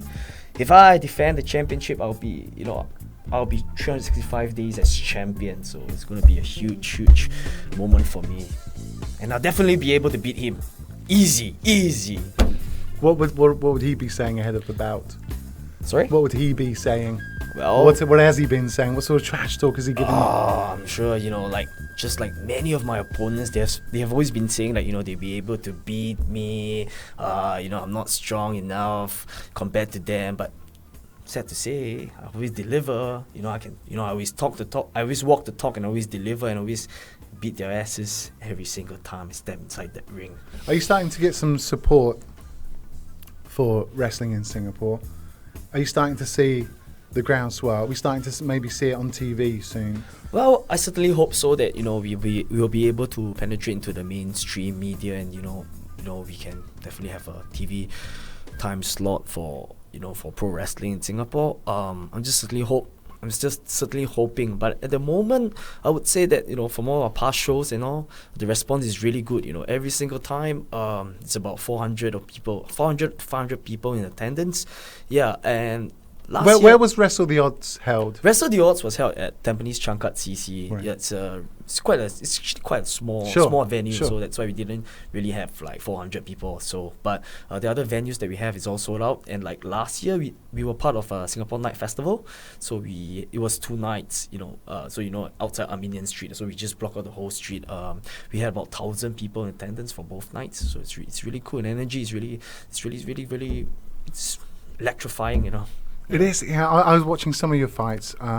I saw the one against Michael Nakazawa. Yes. That was weird, man. He's really one of the. This is a Japanese veteran from DDT. DDT, it's a Dramatic Dream Team. It's basically like a promotion where they do comedy wrestling, and it's a little bit edgy and. Yeah, very edgy. Yeah. He had you in a thong, some sort of thong lock. Yeah. Cool. He pours baby oil in himself. Like before going to the match, I was watching some of his videos and I was telling myself like, oh my god, what have I gotten myself into? Am I be able to walk out with this championship still? But it turns out to be quite a good match. Yeah, brilliant. The other good match, the other one was the first ladder match in Singapore. Yeah. That was against Tim Cade, was it? Tim Cade. Brilliant. Yeah. Brilliant. Just theatre, drama, just highly addictive watching it, right? We actually wanted to do more high spots, because unfortunately, my partner says we need to have 1 ladder. If you have 2 ladders, and I was telling Tim Cade, hey man, it's either you going to the hospital or me going to the hospital, or both of us going to the hospital, because that's what we want to do. But unfortunately, that's what we could actually do with only 1 ladder. But I think we put on quite a classic, considering Brilliant. the fact that it's the first ever ladder match in Singapore. It was brilliant. Thank you so much. See, talking to Andrew Tang, what inspired you to start off the SPW? Well, where did you drew your inspiration? Obviously from WWF, WWE. Yeah, of course. At the point of time, I was only exposed to WWF, and I was young. Yeah, Who was your favorite? The Rock. Of course. The Rock. Of course. I was growing up, of course, it's The Rock. It's so charismatic, big size guys, good looking, jacked, and the way he can definitely talk. His trash talking. I interviewed him once. Oh, really? Beautiful man. Oh, yeah, it's really nice time guy. for everyone. Yeah. So for me, what inspired me to start Singapore Pro Wrestling is because since young I wanted to be a wrestler. I told myself that this is something that I need to do, and I'm sure that there are a lot of Singaporeans out there who actually wants to live the dream, but unfortunately there's no opportunity, no places to actually train. So after I ORD'd, I actually met my business partner, Vadim Koyanjin, who's actually my trainer right now as well, and we're actually really close friends now. He's the one who wanted to expand in Singapore. Brilliant. And then we were in the midst of talking, and they say, hey, this is something that I want to do, so I just go with the flow, just take a risk, and let's see how it goes. And is there any specific training that you need to do for this? Because you look at you, of course. You are a physical spec. Look at you. Yeah. Look at it. Yeah. Right? Yeah. This is top class sports, elite sports. Yeah, I train in the gym. I hit the gym about 5 to 6 times a week, depending on my schedule as well. And then of course pro wrestling training about 4 to 5 times a week. Yeah. For gym training, mainly I focus on muscular endurance and strength as well. Yeah. And for pro wrestling, basically we just do a lot of functional training. Yeah, basically, calisthenics for the body, be able to displace your weight and stuff, so that when you're actually wrestling your opponent, you'll be able to be light, so that they can actually carry you and make the slam look nicer and stuff. And of course, conditioning is really important, so that you don't get injured in the ring, because sometimes last two months ago, I actually just had one match. It was Proof 5. That was my winning moment when I went against the Arsenal. And then I just had 1 day of rest, and the next day I flew off to Australia, and then I just had a match. Just like that, no rest. Reach down, just a match time, show time, So you need to be really conditioned so that you'll be able to, back up all your matches and stuff. I don't know if I'm allowed to ask this question. And again, I'm talking to Andrew rather than than I'm talking to the statement. The statement's kind of fun. We'll get chatting to him in just a moment. Because I have Googled my wrestling name, by the way. Oh, really? I'll reveal that in just a moment. And not that I want to get too involved with what you guys do, but you're putting on a show, you're putting on theatre, the crowd buy into it because they know it's elite sport, and it has to be, because if you can't pull off the moves that you do without being top quality. You're taking hits, you're taking whacks. That's to see. How much, I want to talk about choreographing it, because you have to choreograph it. Do you meet with your opponent? How planned out is it beforehand? Is that a secret that you can't tell us? Or, I mean, what would you like to let us understand about what we're going to witness? Well, actually, I'm not really supposed to, say too much about this, but there's definitely some choreography involved. But that's what makes it the spectacle that it is. Yes, right? Because for SPW, right, it's mainly sports entertainment. Yeah, but for different other countries, they treat it as a the wrestling style is different. Like, it's a legit sport where the wrestling is slightly different, as in, like, they involve more strikings and stuff like this. But for us, it's it's an open secret. Like WWE, you all know it's all choreographed and it's all sports entertainment. So I can just let you know. Actually it depends on the level of the wrestler as well. If both of them, they have good chemistry and they're both top level, they don't really need to choreograph so much. So basically you just plan some structure of the match, and then you just figure out what kind of moves to do it and how to actually build the move, build up to actually deliver that big move. That's all. But if, let's say, if you're working against a guy who is pretty green, then you actually have to plan step by step. Right. What's your finishing move? Actually, honestly, I think, like, most of my fans know, I'm in a dilemma, if it's finisher crisis for me, but quite recently, No, but no, it's actually because it depends on who I face. If, let's say, I face a bigger guy, I definitely can't be able to, hoist him out, so I will just change my finisher to another kind of finisher. But if I'm we're facing against a lighter guy, then at the moment it's like this Bloody Sunday is like one-handed brainbuster. I think you saw it against against Team Cat. You carry him up. But like when I went against the Eurasian Dragon, it was like the Shell Shock, the one that Ryback does. Because it's amazing, because people might think that this small guy, how can he be able to lift a 90 or 100 kilo guy? But I lift him up, and the crowd just went crazy. Brilliant. We are with the SPW Southeast Asian Champion, AWGC Junior Heavyweight Champion. The Statement is on the Andy Penders Show. Also coming up on the show, what a fantastic show we've got for you today. Gareth Pepper will be in the house. Singapore's 4x400 relay team will be here. Alan Bentley's also here as well. Plenty of live sport coming your way as well. The Barclays Premier League kicking off. A fantastic weekend of sport. Red Card Sports Radio has got you covered. It's a red card, and he should get 2 red cards. That's got the red card out. Red Card Sports Radio, the best sports station in Asia. This weekend on Barclays Premier League Live, Manchester City versus Swansea City from the Etihad Stadium. Oh, great chance here for Kolarov! Scores! Alexander Kolarov takes his time and picks the far corner of the net. Swansea have only had 3 goal scorers so far in the league this season, but they have it now. Shelby makes it 4. Hear every kick on Barclays Premier League Live.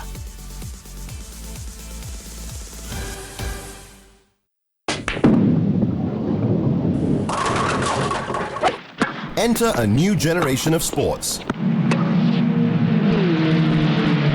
Red Card Sports Radio. Welcome back. It's the Andy Penders Show on Red Card Sports Radio. We're streaming live on YouTube, live on the Red Card Live app, live on Red Card Sports Radio. We are with The Statement, who's in the house. He's been talking about pro wrestling in Singapore. What next for pro wrestling in Singapore, Andrew? Well, we definitely want to take it to the next level. How do we do that? How do we do that? We definitely want to work with other Southeast Asian promotions, because for me, I believe that, Singapore pro wrestling, we just going to take it to the next level by, showcasing to the world how, there are other promotions in Southeast Asia, and there are a lot of talented athletes, wrestlers in Southeast Asia as well. I think that's the key, talented athletes. Yeah. I think that's often overlooked. Your IPP test scoring's out of this world, by the way. It's world record standard, isn't it? What is the world record for IPPT? I have no idea, but if you can do 100 pieces, I want to be the one setting the world record in Singapore, if I can. I don't know. Yeah, 100 push-ups in the minute. Yeah, but that's not that's the unofficial one, because of due to the bad weather. So you got cancer. But if not, that would be our. That sounds quite good to me, though. Yeah. 73 sit-ups in a minute. Yeah. That's mental. Well. So are you? I was watching the some of your matches, right? Mm-hmm. How important is the TV aspect? And getting that spot on, right from your commentators, right from the way it's produced, directed, because that's all part of it as well, right? Getting the right comms and. It's really important because, like, for most independent promotions out there, you can see, the production value is not good at all. Yeah, but I can safely say that SPW's production value is really good. From right down from the commentators to the cameras, we have like 4 or 5 cameras, and then there's camera editing as well. Because we want viewership on our product. We want the eyeballs to be on our product. We want to make the product the best ever in Southeast Asia and Singapore. Hey, whatever we can do to help promote it, we're happy to do that on Red Card Sports Sure. Radio. We can definitely I'm happy discuss. if you're streaming it live on YouTube, we're happy to carry that as well. At the moment we don't do live streaming, but maybe that's an alternative that we might be looking into. Yeah, next step. We had Victor Quay on the phone on the show about a month or 2 ago. The boss of One FC, right? Boss of One FC. Yeah. And it strikes me there's some similarities between what you're doing and what he's done, because he is creating a product for Singapore Southeast Asian sports fans to go to. Yeah. Some live sport. Yeah. Some live entertainment. Yeah. How much is it to go to a wrestling match here? How much do you charge to get into? Oh, it's definitely cheap. Right. It's just 40, 30, 20 ringside seats for $40. $40, and you see guys putting their bodies on the line, telling a story, entertaining the crowd, and at time to time you might actually see a cute girl or maybe a cute wrestler, I would say, but I don't know. It depends. Who are the big stars in Singapore then, apart from the statement? Who else is coming up through the ranks? Oh, definitely. The Eurasian Dragon's the number one face. He's established, definitely. Lady Killer, if you saw the videos, he's the guy coming with the 2 ladies. His partner Gavin as well, and of course for the heel side is GST, the Greater Singapore team. These 2 guys are so notorious, and the fans just hate them as well, and they are really, really talented athletes as well. And of course the more established stars like the veterans would be MK and Afi. Yeah, but these guys are really good. You can just watch our product. And when is the next one? When's the next one I can watch in Singapore? At the moment, we are planning to do it end of February. Brilliant. But on May 21st, we're doing a mega show in KL. We actually booked the venue. Yeah, so we're bringing down wrestlers from Malaysia as well, MyPW and Philippines Wrestling Revolution. That's still in discussion. Some TNA stars as well, and of course wrestlers from Russia and Hong Kong. So it's going to be a really mega show. Yeah. Brilliant. Yeah. Well, so it's definitely worth traveling up. Yeah. And of course the tickets will definitely be affordable as well. We won't raise up to like $100 a ticket or what. Yeah. Not at the moment. Not at the moment. Maybe let's take it to the next level. Yeah. Let's try. I love it. If you go on YouTube, watch any of the statements, fights, or any of the fights surrounding the SBW, and it's electrifying, man. And I know you can draw comparisons to WWE. Because that's the product that you're offering. That's the top. That's the top, right? But this is local and it's here. And it's happening. And you can see you guys have got the passion for it. Yeah, definitely. We definitely have the passion for it. If you don't have the passion for it, you won't be able to do it. It's night in and night out. No, night in and night out. How dangerous is it, Andrew? How dangerous is it? I dislocated my shoulder once. I went for surgery. Yeah, it was 2 years ago. Yeah. One day before my match, I trained too hard. I did a wrong bump. Boom, he came out. Went to the hospital. Next day, I taped it out, went for my match. went to the hospital again. But that's what I love. That's what I do. That's why I have so much passion for the sport, because it's the fighting. The most important thing for a wrestler is the fighting spirit. Never quit, and you just go and deliver the match for the fans. What's the worst injury you've seen wrestling? In SPW, I probably would say a concussion. Yeah, concussion by Sergeant Nick. This wrestler called Sergeant Nick. Yeah, he got a aero sniper Sergeant Nick. Yeah, he got a concussion because basically it was a kind of botch move, and then he landed on his head, and it was really scary. We went back to the backstage. He couldn't even remember stuff. Yeah, just went back. He went to the hospital in the end. Yeah, but he's fine now. He's fine right now. Yeah. Have you ever been to any of the WWE live shows? Of course, I've been to all the WWE live shows. Do they know what you're doing in Singapore? Yes, they do.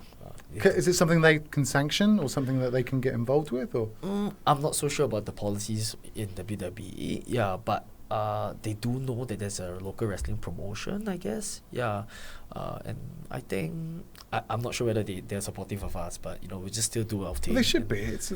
I hope so. We'll do in it together, I right? hope so that they might be looking for a Southeast Asian wrestler, and Can we see one in the WWE? I know there's no Southeast in history. There's no Southeast Why Asian is pro this? wrestler, but you're looking at the next Southeast Asian pro wrestler in WWE. Mark my words. I don't know, man. Let's see. Let's make it happen. You're only 24?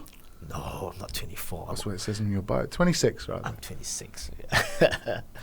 But I have the I would've heart and taken desire to do it. So yeah. Well, how do they recruit then, typically?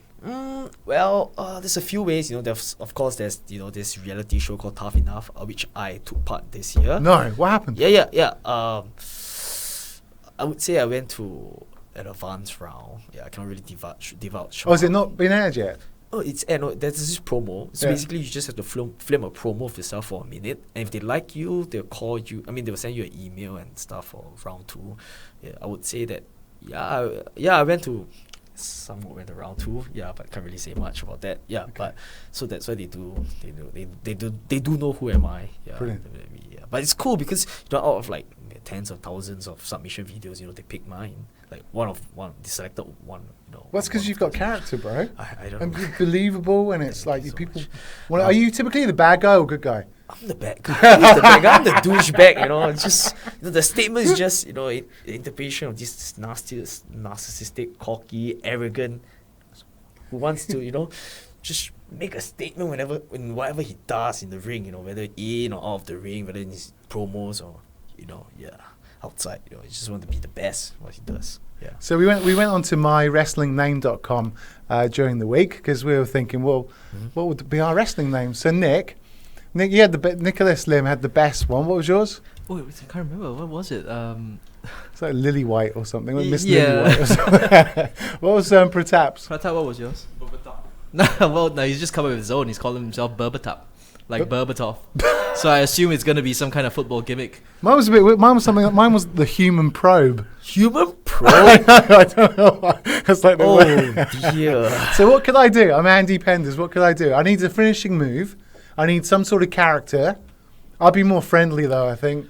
I'll be more good guy. I definitely think you'll be suited as a face. Yeah, sure. Yeah. Maybe something to do with sports, commentating. Yeah. Maybe when you deliver a beat down to your opponent, you can take on the headset and the microphone. You can just give commentary to that, to your fallen opponent. Like, oh my God, he just got beaten by Andy. He just got beaten by me. That's why I'm the best. Blah blah blah blah blah blah. I have no idea. You're the radio guy. I'm not. So no, I love it. What should we do? The commentator, the broadcaster. I'll broadcast your ass. That's it. The broadcaster. That'll be a finishing move, though. Yeah, no, I'd have a mic, and I'll be commentating on them, and I'd just whack them with the mic. Then you'll be a heel. You'll be a heel. You can't be a good guy then. Oh, yeah. It's always called heel. What other terminologies are there in there? Babyface, heels. What's babyface? Babyface is the good guy. Right. Yeah. So in short, it's face, and then there's tweener. Tweener, it's not really a heel, not really a face. So it's in between. Right. Yeah. Hey, referee also Kelong, what? Yeah, referee Caillou. It's called referee Caillou. Referee Caillou. Yeah. No, that's the cool thing about the SPW crowd, because they bring in the local flavor to the product. So whenever the referee is there or he screws up, then they will say like referee Caillou. And quite recently they have becoming they've become a little bit vulgar, and they started using Singlish words and stuff like that into the product. Yeah, and that's the best swearing in the world, by the way. Singlish. Cool. Yeah. Is that if you want to swear in any language, swear in Singlish, because it's just brilliant. Yeah. I love it. And against Nakazawa, the referee, he's gone. He's knackered. He's gone, and you're on top of Michael. Wow. And the commentators again. He can count to 20 by the time. Two. And then he gets up. It's awesome. Oh dear. Andrew, half an hour flies by in this business. I mean, and it's worthy of doing, like an hour chat with you or another half an hour chat with you. Yeah. Hey, good luck this weekend. Thank you so much. Pumped for Thank it, you man. so much. Yeah. It's brilliant. I think what I'd like, before we go to the news with Nick, can you just deliver?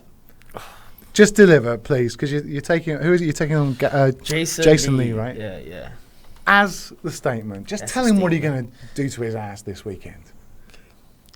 Jason, on the 20th of December, it's finally time to show the people in Hong Kong why I am the #1 AWGC Junior Heavyweight Champion of all time. For this whole damn year, I've defending my title against competitors after competitors after competitors, and I have backed up whatever I say. And when I beat you, not only will I cement my legacy as the greatest wrestler in Singapore, I will cement my legacy as the greatest wrestler in HKWF. And every single one of you in Hong Kong, you better respect me. And you, especially you, Jason Lee, you will bow down and you'll kiss my feet, because that's how I make a statement. Oh yeah! Yeah! The statement on Red Card Sports Radio. All right, we go to the news. Not sure how I would transition from there, but I'll try. I do it in a kind of beat down mood, Nick. Okay. We start in football. I tried, but it doesn't sound like. It just doesn't sound right? It doesn't sound like Andrew at all. Not even close. Anyway, an official from the FIFA Ethics Committee claims UEFA President Michel Platini will be banned for years following allegations of corruption within the football governing body's top brass. Platini is currently serving a 90-day suspension as investigations get underway over $1 million payment the Frenchman received from FIFA. Ethics Committee spokesman Andreas Bantel said Platini will likely be banned for years, which will impact his bid to succeed Sepp Blatter as FIFA president. Elsewhere, Chelsea striker Radamel Falcao could be on his way to Fenerbahce in January. The Colombian has found life difficult since moving to England, with disappointing stints at Manchester United and now at Stamford Bridge. British newspapers claim Falcao will be offloaded in the winter transfer window as Chelsea move to get rid of some dead weight in the wake of a poor Premier League season. And finally, England boss Roy Hodgson says Leicester City striker Jamie Vardy is a strong contender to make the Three Lions Euro 2016 squad. Vardy has lit up the Premier League this season and is currently the top scorer. Hodgson said he hopes Vardy can keep his form up, which will make him a likely pick when the England squad is announced. You're listening to Red Card Sports Radio. This weekend on Barclays Premier League Live, Tottenham Hotspur versus Newcastle United from White Hart Lane. A little behind him, but back towards Walker again. Oh, it's a fabulous finish to certainly finish off West Ham now. Yanmack clips it in towards the ball. Papi Cisse! Goal for Newcastle. First blood with the Magpies. How big a goal is that for Steve McLaren? Hear every kick on Barclays Premier League Live.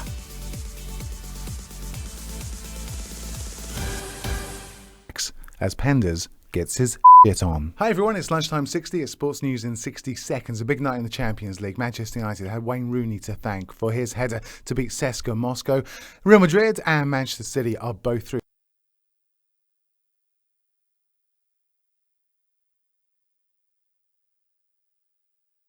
to the last 16 of the Champions League. Elsewhere.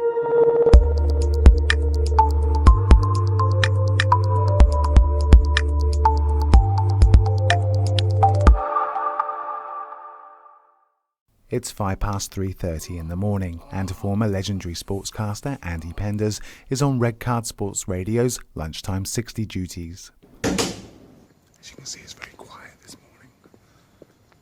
We still need to do sports news.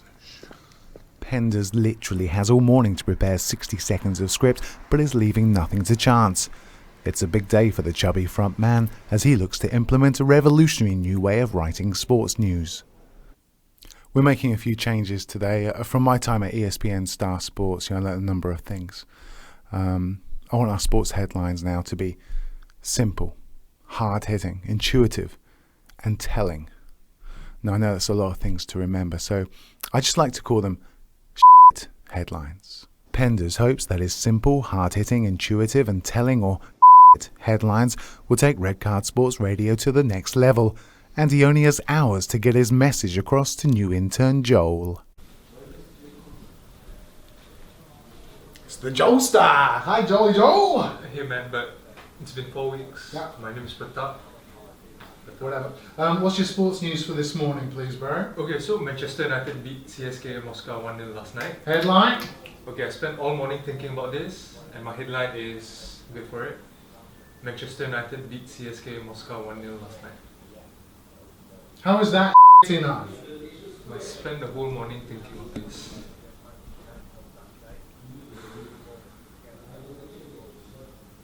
Yeah, it's been very tough implementing the system, although I think everyone is very excited, very passionate, bringing a lot of energy. And hopefully I can say to everyone at the end of the day that, that's the kind of shit I'm talking about. It's finally lunchtime, and Penders is getting ready for his first take of the day. Yep, always nervous. Sometimes I can nail it on the 8th or 9th time, on a good day. Finally, after many hours, the crew can relax as Penders gets his shit on. Hi everyone, it's Lunchtime 60. It's sports news in 60 seconds. A big night in the Champions League. Manchester United had Wayne Rooney to thank for his header to beat CSKA Moscow. Real Madrid and Manchester City are both through to the last 16 of the Champions League. Elsewhere,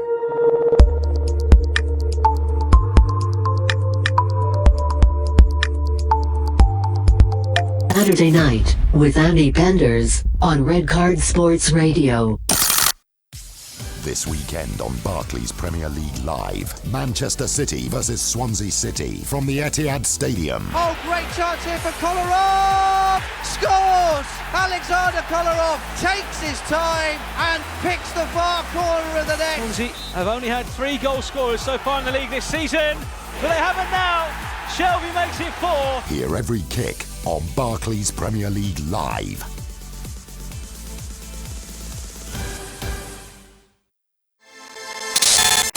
You're with Andy Penders on Red Card Sports Radio.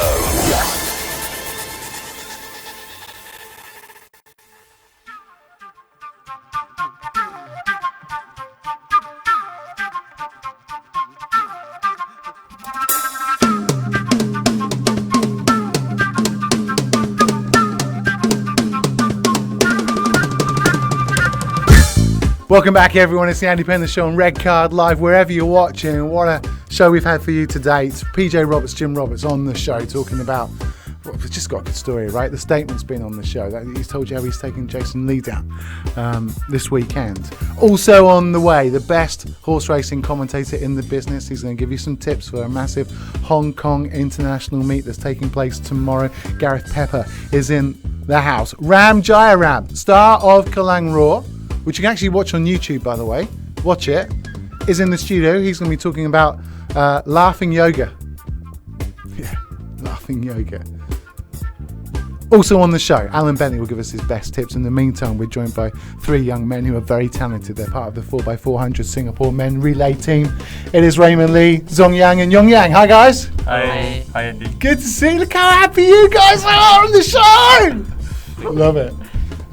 Hey, welcome. Nice to have you here, guys. Singapore Athletics. Let's just start off and get an understanding for where it is. We'll start off with you, Raymond. How did you get involved in athletics? Is it something that Singapore nurtures you throughout your younger years? and is it something that you feel is on the up at the moment? Actually, I began running as a CCA in secondary school, and yeah, I think that's how I got started. It was we had some sports trial, and then I was selected for the school team, and then from then I started training. That was when I was around, I think, 13 years old. So it's been about almost 6 or 7 years in being in the sport. Zong Yang, that's similar for you, is it? The way you got into Yeah, we're into actually in the same school. We were from the same school. Yeah, we were from the same secondary school. Actually. Which school is it? St. Joseph's Institution. St. Andrews, okay. Yeah. And that's quite a successful school, is it, for producing young athletes? I hope so. Young Yang, also you. Yeah. I heard you were inspired by Chariots of Fire. Oh, that's right. Yeah? By Eric Liddell? Yes. I actually watched him when I was very young, actually in kindergarten. And I loved his ability not to run, but also to do it for a higher purpose. Yeah. But you guys all have chosen to do perhaps the hardest race there is out there. It's the 400 meters, right? Yeah. Which is a sprint at 400, which is a long sprint. It's a long sprint. There's easier sprints out there, boys. Maybe the 100 or the 200. What makes you, Yong Yang? Because you don't seem a similar build to these guys. What makes you a 400 meter runner? What is it? What is it? Is it fast twitch fibers, muscles, or is it something else, or is it lung capacity? What differentiates a 400 meter runner apart from anything else? I think the basics should be the same: the fast twitch muscles, the explosiveness, etc. But I think one important part is maybe guts, because the 400, when you reach the last 100 meters. A lot of it is perseverance and determination and how you keep that form. So I think if you watch the US coaches, they would say the 4 Ps. The first P for the first 100 is power, then pace, then position, and the last P is pray. So I think that's a huge differential. Yeah. Let me get an understanding of where Singapore sits in world terms, and then we'll bring it into sort of regional terms as well. I don't know why you're laughing, bro. So, no, I need to get an understanding. What is the world record? Okay, so it's 4x400. Where's the other guy? Who's the other guy? Kenneth, where is he? Where is he? You busy? Is it dinner or something? He's on holiday? Yes, he's on holiday. Yeah. Is he? Okay, we'll let him off. All right.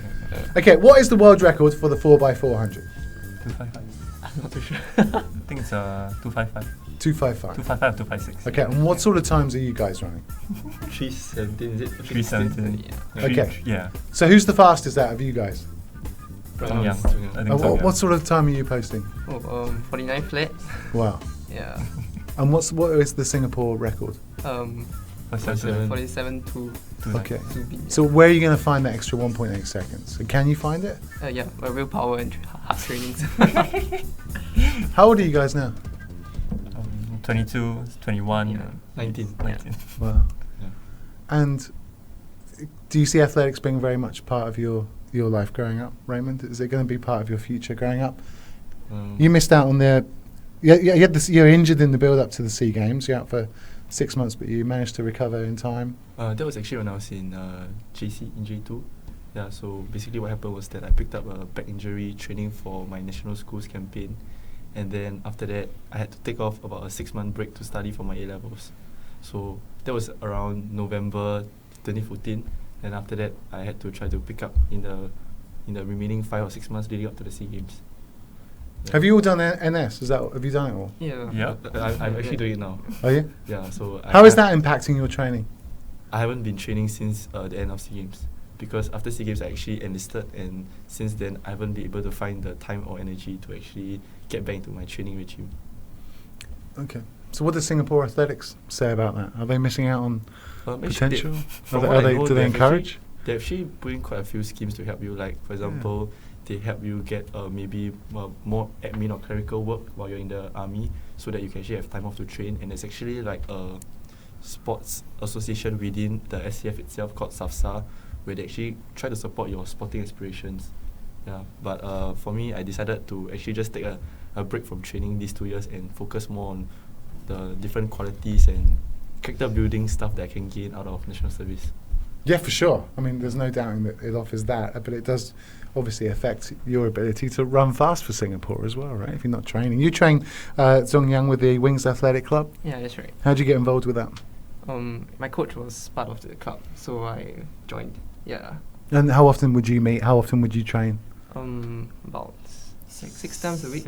I was actually in army before, prior to the SEA Games, and I would think that my uni was actually very supportive of me. Yeah, so it actually helped me to continue training in that sense. Yeah. Okay, and what would training consist of? Give me a typical day, a week in the life of a national team for 400 meter runner. Probably 2 times of speed work, 2 times of longer runs, and maybe one weights. Yeah, 2 times of weights. Yeah. Ice bath. Ice bath, yeah. Recovery. Right. Yes. Usually on Saturday. That's so, and ice baths work, by the way, don't they? Like properly work. You feel amazing afterwards, yeah? Yeah. It's amazing. We were talking to Jim Roberts before. He said they didn't do ice; they did hot. They had to get hot after the game. It's crazy how the sports has changed. Just looking at some of your interests. Zong Yang says baking is a side hobby of yours. Yeah. I used to like baking a lot, but now not as much, I guess. Okay. Yeah, because I don't really have the time now. I'm currently studying, so it's quite hectic. And what are you studying for then? What are you doing? I'm studying SMU. I'm doing law. Yeah. Wow. Yong Yang is doing accounting. Yeah. Okay. Raymond? I'm not studying now. That's right, NS, right? NS, yeah. So you got another year and a half? Yeah, I actually ORD in 2017. Then I'll be going for my uni studies then.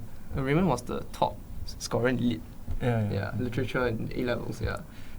Angus Ross Prize or something. No. Yeah. It was big news then. Yeah. Yeah. Wow, multi-talented man. Yes. Thank you. You must have a lot of chicks out there.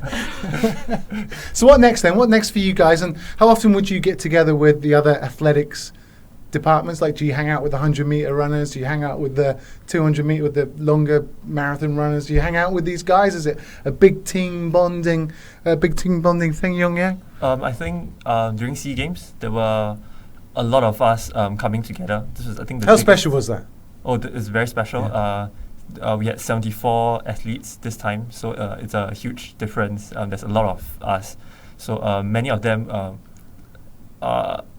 I mean, the family is quite small, so we got to know everyone a bit better, a bit closer. Yeah, and what's it feel like wearing this flag on your chest? It feels great. Yeah, sense of national pride. Yeah, I think it's the first time for all three of us. Yeah. Oh, and the national stadium. Yeah, it's really special, and when our home team was cheering us on. Yeah, it's a good experience. You run faster when the crowd's cheering? Oh, definitely. Is that extra small boost? Yeah. That's amazing. Obviously, Raymond, your family were there watching. Yeah, my parents and my sister. All very proud. Yeah, I hope so. Who are the best runners? Who are the best? Let's try and put this regionally then. Who's developed the best from an athletic sense in Southeast Asia? Is Singapore like number one, or are you aspiring to be someone like Thailand or Malaysia, or I don't know who's the strongest? I think based on history, I think Thailand has a good track record of producing very fast athletes. Yeah. What do they do? Do they do something different then, or do they? They do different things. Yeah, they probably wouldn't tell us, so. Yeah. What about the Olympics in Rio? Is it something you guys aspire to? Is it something? Obviously, some Singaporeans have made the mark in their various the qualifying thing. Yeah. How far away are you guys from making it? I think for us, we are still quite a distance.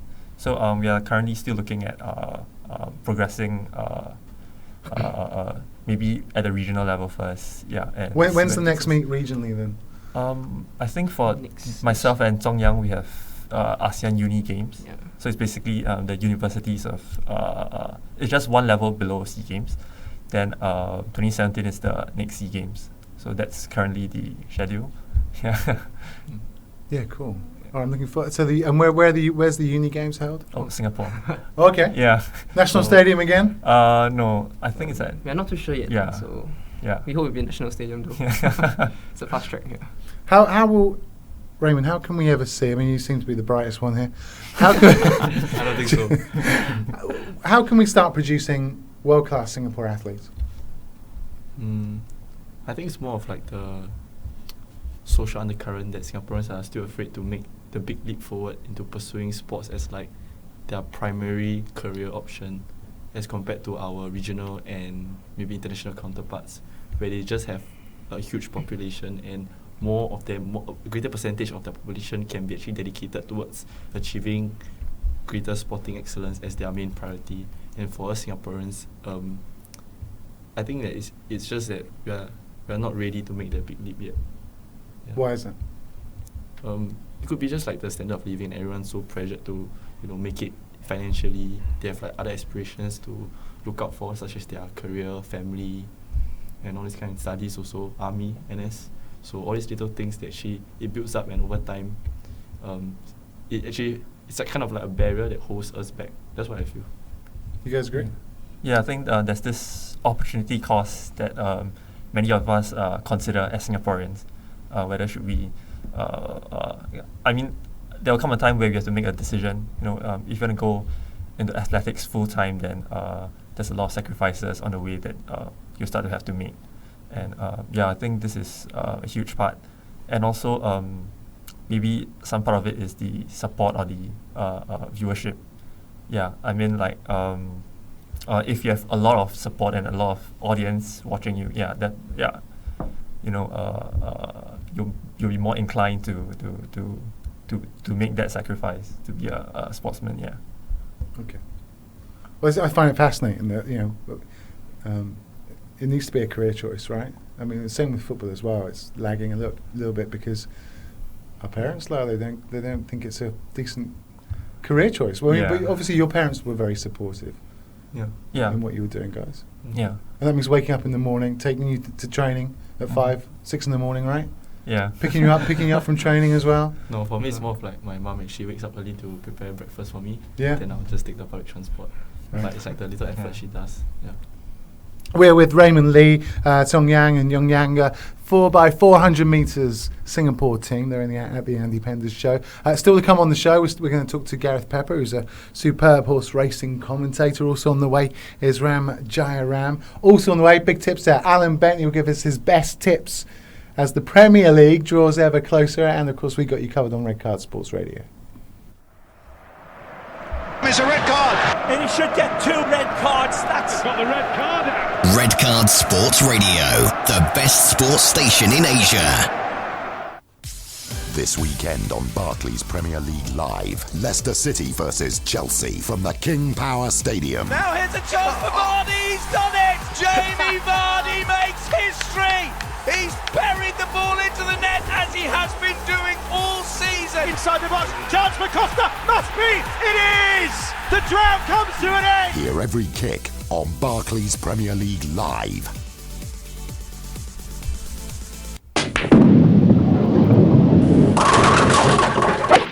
Enter a new generation of sports. Red Card Sports Radio. Welcome back, everyone. It's the Andy Penders Show on Red Card Sports Radio. We're streaming on YouTube. We're on the Red Card Live app.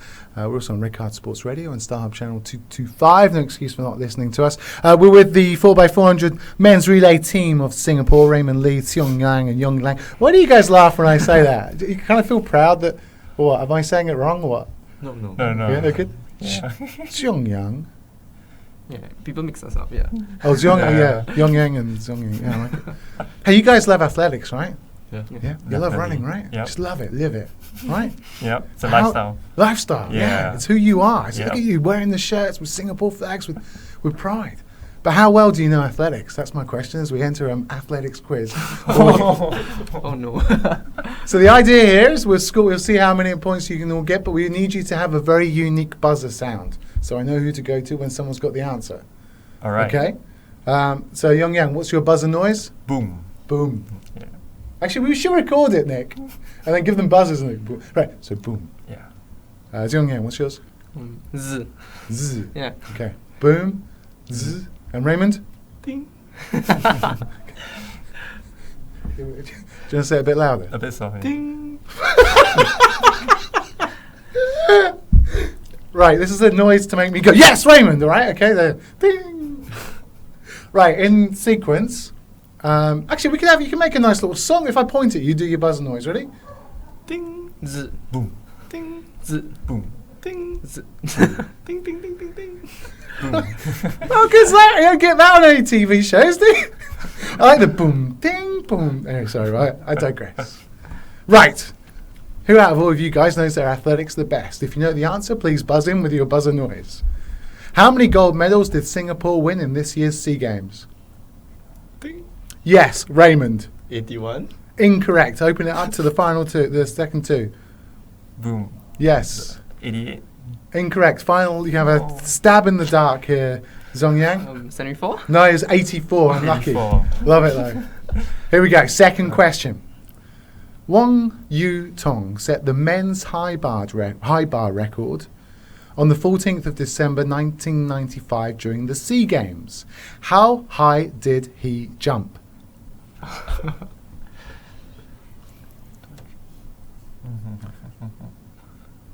Was it 2 meters 1, 2 meters 22, 2 meters 34, or 2 meters 29?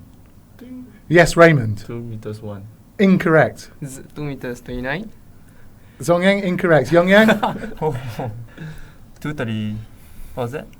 You got 201, 222, 234, 229. 234? Incorrect. It was 2 meters 22. Oh no. Oh no. Question number 3. And excuse my pronunciation. Chamkur Dhaliwal Singh holds the men's national 1500 meters record with a time of 3 minutes 51 seconds, 0.59. Where did he set that record? Where did Chamkur Dhaliwal Singh? Ding. Yes, Australia. Raymond. Correct, Sydney, 2002. He set it during the New South Wales State Championships. 1 point to Raymond with his team. Question number 4. The women's 4x400 team set the national record during the SEA Games this year. What was the team's average age when they set the record? Do math. Buzzer noises, boys. 21? Yes, I'll say your name. Yeah, Zhong Yang. 21? Incorrect. Boom. Yes, Yong Yang. 22. Correct. Well done. 1 point for Yong Yang. Okay, this is a true or false, so get your fingers on the buzzers really quickly. And wait for me to say your name before you get answered. True or false? Chi Sui Lee set the women's 400 meters record with a time of 57.09 seconds. Ding. Yes, Raymond. False. It is false. She set the record at the 1974 Asian Games with a timing of 55.08. Another true or false? Haran Mundir holds the national men's 200 meters record with a time of 22 seconds, 0.31. Boom. Yes, Yong Yang. False. It is false. Do you know what the time is? 21 something, right? Yeah, 21:14. Yeah. Very nice. True or false? What true or false spread that way like that? True or false? Jamaica finished the 2012 Summer Olympics with a haul of just 12 medals. Ding. Yes, Raymond. True. It is true. 4 gold, 4 silver, and 4 bronze. What? True or false? American athletics legend Michael Johnson has run 200 meters in less than 20 seconds. Yes, Yong Yang. True. It is true. He's run 200 meters in under 19.8 seconds 6 times. Which nation holds the men's 1500 meters record? Is it Kenya, Ethiopia, America, or China? Boom. Yes. Hang on, who's booming? Yeah, Yong Yang. Kenya? It is Kenya, yeah. Noah Ngeni setting the record in the 2000 Sydney Games, a time of 3 minutes 32 seconds. Finally, the United States set their medal record in the 2012 Olympics. But can you remember how many medals they got? Was it 94, 103, 115, or 99? Not even a ting? And a guess? You got 1 or 4. For the win. For the win. What option? 94, 103, 115, or 99? Ting, 103. 103 it was, yeah. Which means we do have a winner in the inaugural Singapore 4x400 quiz. The winner with his Ding. noise is Raymond Lee, everybody. Well done. Hey, guys, good fun. Thanks for doing that. Appreciate it. Hey, good luck in the uni games coming up then. You're hard. Are you going to be back for it or not? Are you going to be out? Are you going to be doing? I actually just enlisted this year. Okay, so who's stepping in? Are they holding trials to see who takes Raymond's place? Probably. Yeah? Yeah. Okay, but you still give them all your support. And Exactly. Good to have you on the show. Thank you. Really good to talk about you and your sport, and sport in Singapore is fantastic. It's the Andy Penders Show on Red Card Sports Radio. Thanks for your company today. We've had the Statement in on the show. We've had PJ Roberts. We've had Jim Roberts here. We've had the 4x400 metres relay team from Singapore. On the way, the best sports racing commentator in the business, Gareth Pepper, is here. And we're also talking with Ran Jairam, who was the star of the Kallang Roar. It's a red card, and he should get 2 red cards. That's got the red card out. Red Card Sports Radio, the best sports station in Asia. This weekend on Barclays Premier League Live, Aston Villa versus Arsenal from Villa Park. There's definitely space there for him to do it. Instead he swings on in, back post, Mika Richards is there, and Mika Richards equalises for Aston Villa. It's Sanchez who dinks it through, Mesut Ozil is in and scores the opening goal for Arsenal that they had just started to threaten. Mesut Ozil is the goal scorer here. Hear every kick on Barclays Premier League Live.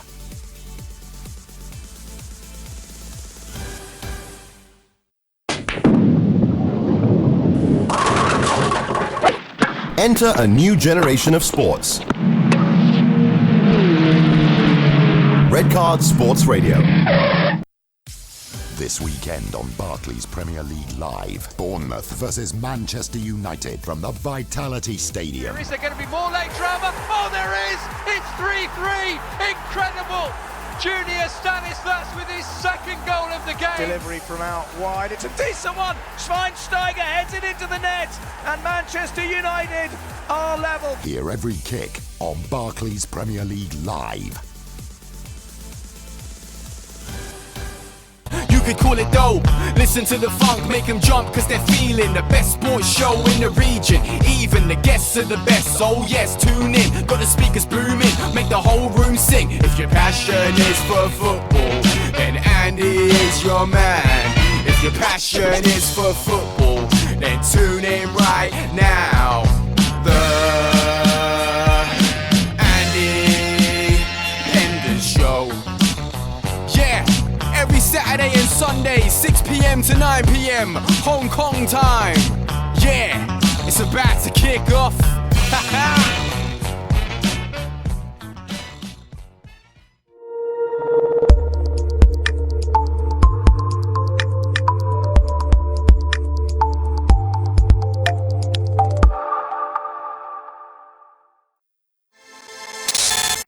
You're with Andy Penders on Red Card Sports Radio.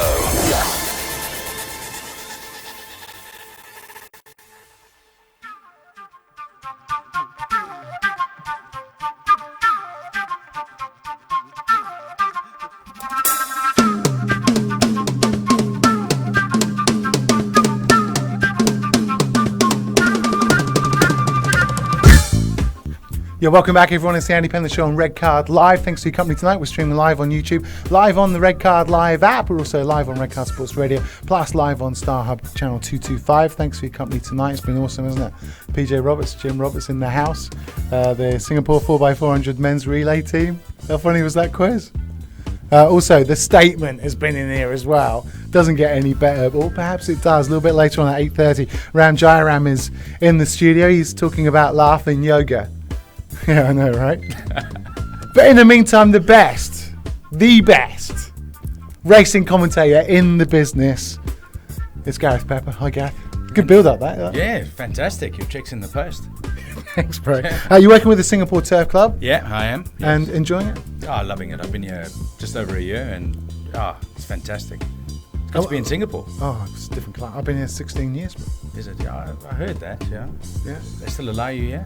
I don't know, not after this show. They'll be kicking me out. So, what are you doing at the Singapore Turf Club? I preview racing. I do. I'm an analyst. I do racing. I tip. We do a few shows. We watch work in the morning, horses working, and we do interviews with the Allens and all the boys at the track when they have winners. It's a fantastic gig out at Kranji. You've been there. Well, it's world class. Yeah, that's what it is. It is. Is it being supported as well as it should be? I don't think so. You know, the young generation that are out here, because there's an age limit. No one under 18 can come racing. But once you turn 18, come to Kranji. No better place on a Friday night. You've been. Is it good? It's a different class. Where else would you be on a Friday night? It's a good builder to a party. Going out to clubbing, whatever, come racing, come see some of the best jockeys in the world, Michael Rodd, Corey Brown, what else do you want? And Josh is there as well sometimes, but make sure you look after your girlfriends if he comes there. It's different, yeah. It's different class because you get the whole experience, you can go down to the floor, and it's good racing here. How does the racing compare to Southeast Asia or Australia or Hong Kong? How does it? Well, it's very different. I mean, for example, where I come from, South Africa, we race every day, but it's not all quality racing. The money is good here. That's the thing. The prize money. If you own horses here, for example, you run second to second last, you get money back from the turf club. Apart from your stake money, you get $900 just for running, which is fantastic.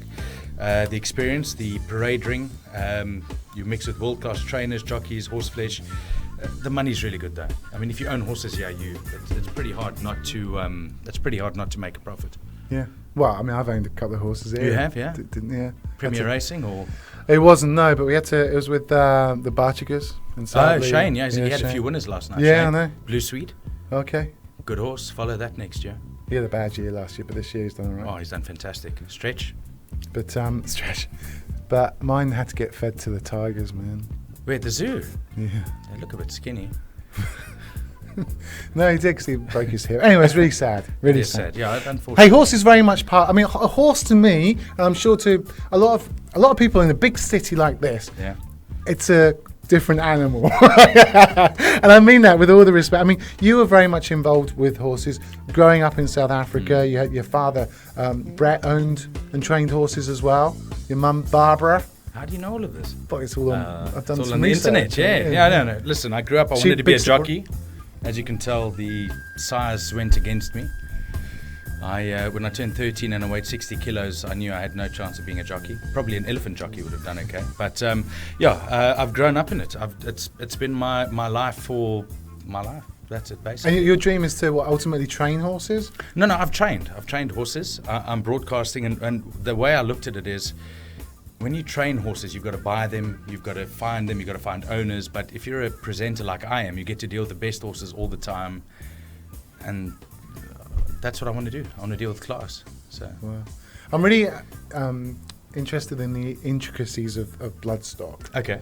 And the bloodlines. Yeah. And how the sort of conformation of a horse and how I mean, it was sort of genetics, right?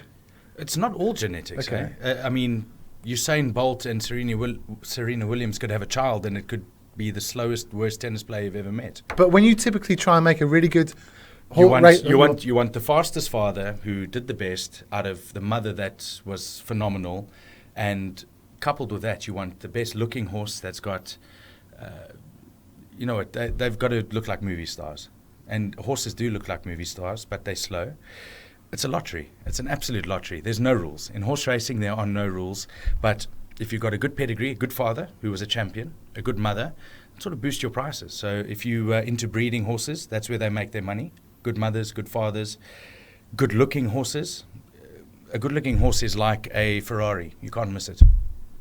Even to the untrained. You've seen horses. Well, if I'm in the parade ring, what am I looking for? Okay, what you're looking for is a good length of rein. Firstly, which is the length of the neck of a horse. So from sort of its shoulder out, good long neck, because if you've got a short neck, if there's a photo finish, you're not going to win it. So you want a long neck in there. Also, if you've got boys like Michael Rodd, like I mentioned, and all the other jocks, they like a good long stride. You want a bit of size to you as well, a bit of depth, good big lungs. You want the carriage to be down, and a good hind quarter. I believe good horses have a good hind leg. So when I talk, horses obviously have 4 legs, but their hind leg, bigger, more depthful, big muscles. That's what you want. You want a V8. You don't want a 1400 City Golf or whatever. I don't know what you call it here, but a little half-loaf car. You don't want that. You want the Ferrari, Maserati behind. and that's half the problem solved. But then they've got to be fast. And you've been riding horses? I used to. Like I said to you, I'm 6 foot, 100 kilos. It's my dream is to be a jockey. But Nick, producer Nick, have you ever ridden a horse? No, I have not. See, why? Why not? Well, my dad would not know what to do. He wouldn't know where to go if he wanted to bring me. Crazy, He wouldn't right? know where to go to bring That's, have you ever been close to a horse? me. The zoo is probably the closest. Yeah. But no, not right up next to one, touching one. No. The never been that unbelievable close. character. They're the most amazing animals. Tell me to more, be 'cause honest, I'm scared of them. I prefer horses to animals. Horses to humans. Horses to humans. I prefer horses to humans because they don't talk back. If I take a horse on a date, it only eats grass and doesn't drink a lot of wine. But listen, horses are the most majestic, soulful.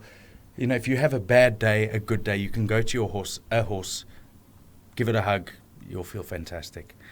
I don't know the same about my ex-girlfriend or your girlfriend or whoever. Horses are just, they're so intelligent. People don't realize. No, I don't. They've got the most... they understand things, horses. Horses in training and racing, maybe they're not the same. I mean, you couldn't walk up to a racehorse and give it a big hug in the parade ring at the turf club because probably get run over or bitten or something. But the general horse, you when they're in their stable, I mean, if you need a good loving, a good hug, which we both do. All the time. I go to the stables. Wow. I get a hug from a horse. And they've all got individual characters. They are just like humans. They're all different. They all have a different personality. They are all just the most incredible animals. And I urge listeners out there, if you haven't touched a horse, if you haven't gone to see a horse, don't be afraid. I'll take you. Is that a deal? Can we make a deal? Yeah. I'll take you. We'll go see a few horses. I'm kind of scared though. Why? Because I don't trust the horse. I don't Why trust not? it. I don't know because you've got nothing. I've seen a horse kick a friend of mine. I don't know. I just think it's not going to be loving. Andy, I promise you, horses are the most gentle, loving, kind souls that you could never find in any human. They are unbelievable creatures. Wow. They're loving. If it wasn't against the law, I'd marry one. Is it against the law? I think there's some state in the US where you can marry a horse, but not in Singapore. What's your most memorable day in racing so far? You know, I was very privileged growing up that I went to school with twins whose father he's a very good horse trainer in South Africa. And he had a very good horse called National Currency. And I think I was in standard 7 growing up.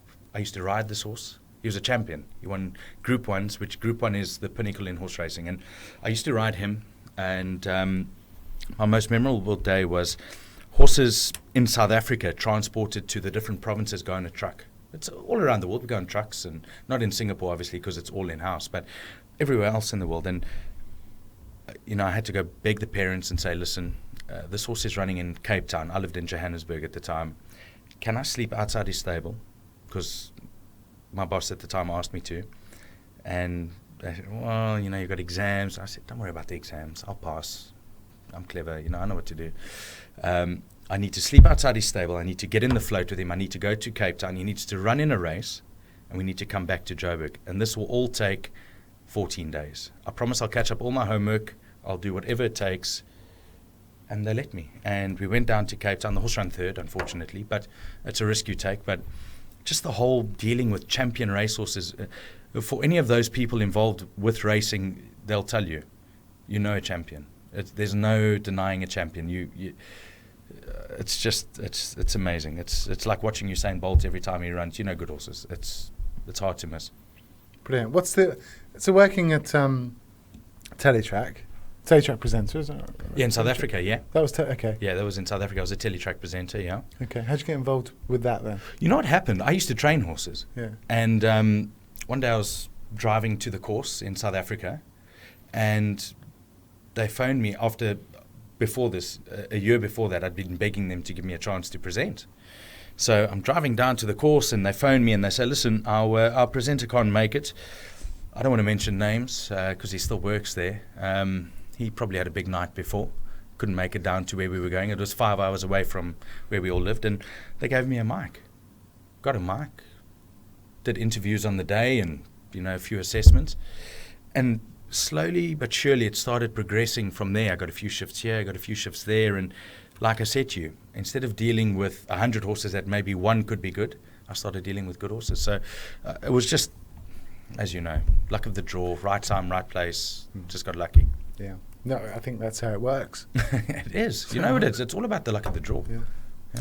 So do you prefer presenting, analysing, or do you do horse commentating as well, race calls? I've just started race calling. Oh, brilliant. Yeah. It's I'd compare it to my first race call to being, trial call here, to being in the principal's office for the first time. You don't really know why you're there, but you know you're under pressure. You know what I mean? But it went okay. Yeah. But you call it good? And what was your style? I'm pretty mellow. I don't want to be too fast. I don't want to be too slow. I wanted to be accurate, descript without being too pompous. I thought I did a good job. I got abused by a couple of the boys. What did they say? It sounded like I had marshmallows in my mouth. What did Josh? What did he have to say? I can't really repeat. We're live on air, but Sure. anyway. It's a talent. I promise you. I mean, I've got great respect for the guys I work with, because I'd urge anyone who thinks they can commentate a race to get up there where we are. We 5 levels up. Got the headset on, and when those gates ping and the horses jump, you've got to call a race. It's not easy. And you need to mention every horse? The sort of rule of thumb is, before there's a home turn, you try and mention each horse at least twice. So there's 1,000-meter races, that's the minimum distance, and there's races all the way to around the world to 3,200 meters. In Singapore, it's 2,200 meters. But you try and mention them twice, but you've got to tell a story. You've got to get, you've got to give details. If I just said, well, first was this and second was that, and third, anyone could do that. It's about telling a story, getting live, getting involved, and having fun. Little things like maybe, and it looks like he's still got some gas in the tank here. Yeah, 100%. That's it, Yeah. Nick, go on, how would your racing commentary go, Nick? I haven't done any commentary whatsoever. I know, it must be so difficult. Difficult, man. But you can present, like I present on horses, saying, this horse looks fantastic in the parade ring. He walks well. He's got a good length of rein. His form's fantastic. Try commentate. Oh my gosh. Well, I've done football commentating. Yeah. And I'm rubbish at it, to be fair. Yeah. But the pictures tell a story, and you just need to add some narrative around it. But you've got 90 minutes to do that. We've got, in a 1,000-meter race, you've got 60 seconds to speak about every horse twice and then describe the finish for the last 400 meters. And it has to be spot on. It's got to be quick, and away they go racing from that 1,000-meter marker, get them, and, it's not easy. It's very tricky, but we're having fun doing it. That's the thing. It's passion. It's all passion. And there must be some iconic horse racing calls that you can. I mean, I don't. In South Africa, there's horse racing calls that I could tell the viewers to go listen to, and just thinking about them, it brings chills to my arm. Yeah. Any call brings, but the thing is, when you watch a champion race, or when you watch the best race, or the good races, that commentary, the commentators, if you don't have chills on your arms or goosebumps or whatever, they're not doing a good job. Yeah. Simple as that.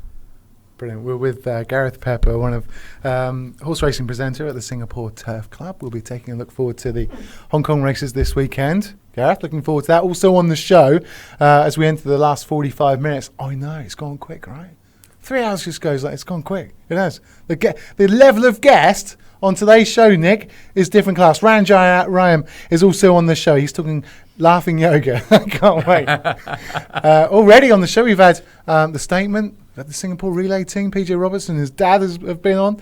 Also, Alan Bentley's on the show. It's the Andy Penders Show on Red Card Sports Radio. The Barclays Premier League hitting us strong very soon. Kickoff is half an hour away in our opening match, by the way. Let's just give you a reminder of what we're offering on Red Card Sports Radio. It's Saturday night with Andy Penders on Red Card Sports Radio. This weekend on Barclays Premier League Live, Norwich City versus Everton from Carrow Road. In towards Lewis Grabban. Grabban is there and scores coolly to level it up for Norwich City. It's Lewis Grabban with the goal. Seamus Coleman can't get it out his feet. Barkley shot on the turn. Oh, he's won it right at the net for Everton. Ross Barkley was surely the last kick of the game. Hear every kick, on Barclays Premier League Live.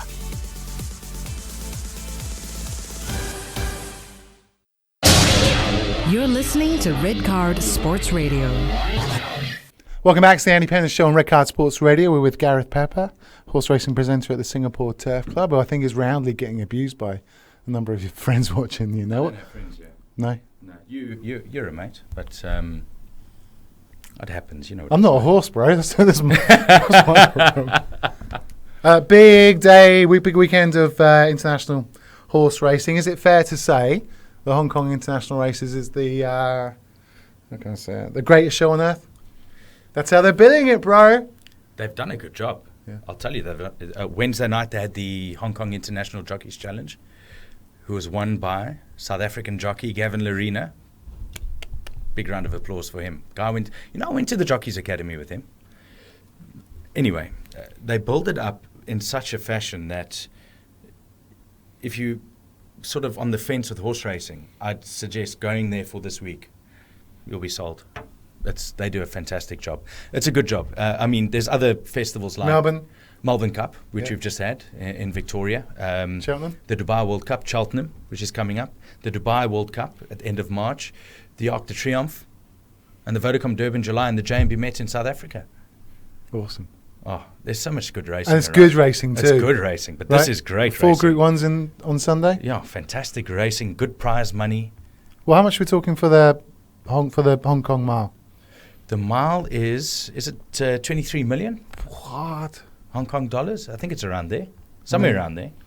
So races 5, 7 and 8, the big ones. Yeah. The Hong Kong Sprint, the Hong Kong Mile, the Hong Kong Cup. And the Vase. And the Vase? Yeah. But viewers or listeners want to follow with interest. I've got a few horses for you. Okay, sit back and relax, everyone. Don't relax. Write this down. Well, yeah, okay. Relax and write write down. In the sprint, Soul Power. He's an old timer, old man. He can do it. He can do it. He's been doing well. But I've got an outsider for you. Mongolian Saturday is his name. I don't know where they got the name from, what it means, but a nice horse to follow. And a bit of a roughie for viewers out there. In the mile, able friend, Joe Moreira, Magic Man. You know where they found Moreira? Singapore. Champion jockey multiple times here. Hong Kong snapped him up, he left. So we go with able friend in the mile. In the Hong Kong Cup, we've got Criterion. Craig Williams rides him. I know the local boys here, like Corey and Michael, big friends of fans of Craig Williams for the Hayes Yard. But I like a bit of military attack. He won the Singapore International Airlines a few years ago. We ran third in it, apologies. Dan Excel won it. But Zach Purton, famous name in Australian and international horse racing. Casper Farms, they team up. And that's about it. The Vase, well, your guess is as good as mine. I'm stumped, eh? And I think there's should be some good coverage. So Fox Sports has some coverage, at least leading up to the event. If people want to come to the Turf Club tomorrow. Watch it there. Yeah, we're there. It's our last race meeting of the year at the Singapore Turf Club. We've got the Colonial Chief Stakes. Big feature race, 11 race program starting at 12:40. Come and join us. Yeah. We'll be simulcasting all these races. There's gaps in between our racing to showcase this racing. Brilliant. It's just that's going to be the busiest day of the year, is it? Bar the Cup or no? We got the Derby and gotcha. the Gold Cup and all that. But are you coming racing tomorrow? Well, I got my show tomorrow. Yeah, but what time's your show start? Say between 6 and 9. What do you mean? What time's my show start? Right, can I just go over those tips? Yes. Because you said them a bit too quick. Okay, Kranji Sprint. The Hong Kong Sprint. Kranji, I like it. Well, the Hong Kong Sprint, which is 1,200 metres. Gold Fund looks the best option for me. Okay. Yeah. I'm going with Soul Power and my Soul outsider. Power. Yeah, Soul Power. My outsider is Mongolian Saturday. Outsider is Mongolian Saturday. I'm just translating from South African to English for you. Have you got that? Understand? Yeah. I got it. And then the roughie is Mongolian Saturday. Oh yes, gotcha. Yeah. Okay. And then in for the mile. In the mile now, we spoke to Josh McLaughlin yesterday, who's a bloodstock agent at Premier Racing. What did he say? He said Able Friend is the best horse he's ever seen. Well, Josh has he got says it's the best horse in the world at the moment. Yeah. Best horse he is. in the world. Well, I wouldn't go that far. I'd say he's one of the best. He is one of the best in the world. Joe Moreira, John Moore, teaming up. This is a freak of a horse. This is like the Usain Bolt. He's an absolute machine. Able Friend in the mile. Have a bet. If you want to have a bet, that's the horse to have a go. Apparently, him against is it Morris? against Maurice. Oh, yes, Maurice. Apparently, it's going to be like the showdown. Yeah, no. The big guns are out. Right, okay, cool. No holds barred. And in the Hong Kong Cup, Criterion, I like him. He's an Aussie horse, Craig Williams, as I mentioned. And Military Attack, the old boy. He won his prep run before this with Zach Burton on board for Casper Founds. Big runner, big runner. I like the high-class Japanese 4-year-old mare Nuovo Record. Good barrier. They tell me you like a good mare. Is that true? I do, yeah. Yeah. I think she was proven very competitive with the Japan Cup winner, Shonen Pandora, on a number of occasions. That's very good. You've done your research. Impressive. So, okay, give us some tips when you actually go racing, because I go there. I'm sure. Nick, have you ever been to Kranji? No. What do you do? Anything? No, what I don't. do you do? Nick, we've got to get you there. Come along. Come along. Yeah, that's the thing. You can't take the family. Can you take the family elsewhere? No under 18s. That's the rule. There'll of be racing. a good 15 years before I get. No, but you can come. You can take in England. You can take the kids. Yeah, unfortunately, that's how it works here. Fair enough. It's just the rules. That's how it is. So, that's a shame because it's really good fun. Listen, Josh and the boys, they put on a great show. You've been there. Show. We've had a fantastic evening and great show. And you can get involved in owning a horse as well. Very easy. Is it? Very easy to get involved in owning a horse, and it's worthwhile because. Let me tell you, you've owned horses, you know that feeling. Just being in the parade ring at that parade. Oh. How's that feeling? Like a king. You feel like a king. Your horse runs, whether it runs first or last, you're happy. Obviously, you don't want it to run last too many times because then you don't feel that great. But you've had a winner? One of your horses has won? Second. Wow. It's okay. Something to cheer about. Silver's better than bronze? Yeah. But the feeling, I've had a few winners in my life. Very luckily, my father's very heavily involved, and you don't forget your first winner, and you don't forget your second or third or fourth or whatever. Yeah. It is a feeling you cannot describe. It's the most amazing feeling in the whole world. Nick, what's your perception of horse racing from a Singaporean standpoint? From a Singaporean standpoint, really, the people we associate, from my standpoint, the people we associate going to the races. The old uncles who are just going there to bet. We never get your perspective like that. With the horses and how the beautiful creatures and how everything gets sets up for the race. We don't get that. At least maybe I don't watch the racing channel enough or something like that. Can I give my Twitter handle if anyone wants to get hold of me? Sure. Because I am a big believer in getting involved in racing, but from more the whole perspective, like you are, like an owner. Come and see horses. Come and feel them. Come and touch them. Come say hello. Get a feeling. I don't know if your viewers, are they on Twitter? I know you're on Twitter. Yeah, of course. Yeah, I like to think I follow you on Twitter. Okay, I don't really say much interest in that. But yeah, of course. Yeah, so how can we follow you? How can we get more involved? And I'm also interested in how you take Singapore racing to the next level to attract people, younger generation. What I'd suggest to the younger generation, firstly, is we race most Friday nights and Sundays. So Friday nights, get a bunch of your friends together. You've got to be 18 plus. That's just the way it works here, unfortunately. But rules are rules. We've got to follow them. Get a bunch of your friends. Get hold of the Turf Club. They've got a website, turfclub.com.sg. Come racing. Come have fun. Come bet on a horse. Is it going to cost me lots of money? No. It's all up to you. Bet. The minimum bet's $5. Win or place, and obviously the other bets will be explained. $5 for a win or a place. But come experience it. When you see those horses thundering down the track, is there a better feeling?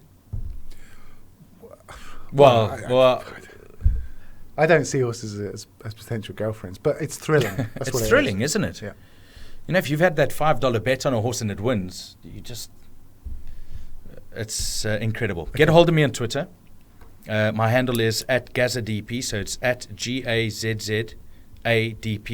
And I'm on Instagram as well, the same handle, GAZZADP. Is there a lot of horse selfies with you and the horse like that? Yeah, no, there are. No, go have a look. Yeah, I love horses. I told you, I prefer them to humans, especially some of the ones I'm dealing with here, like Josh and Co. Yeah. I can imagine, of course. One thing I'd like to address is Nick, is there a perception that the racing is fixed somewhere in Singapore? No, not at all. Not at all. No. There's a governing body here. They're called Slapendry Stewards or Stewards. You wouldn't know it watching horse racing, but there are cameras everywhere. They monitor every angle of the race. If a jockey even comes in half a meter and hampers another horse, they will call that jockey, and if it's bad enough, they'll suspend him. He can't earn a living. They'll change results. We don't have enough time to go into it, but there are basically police in horse racing. So don't be put off by it, that whole stigma of it's fixed, and it's very hard to fix horse racing. Trust me, there are eyes and ears everywhere. Yeah. Yeah. So come and have fun with us. Come join us. If you don't like it, you'll get a refund. Not from me. I don't know who from, but from Nick, the producer. Yeah. No, I think you should how to get the younger crowd there, though. We've got to get the younger crowd there, though, because they're the future. Are they doing a lot, the Turf Club? Are they doing the right amount of work? I think so. They're making it it's accessible for the youngsters. You can come and race with us and all of that.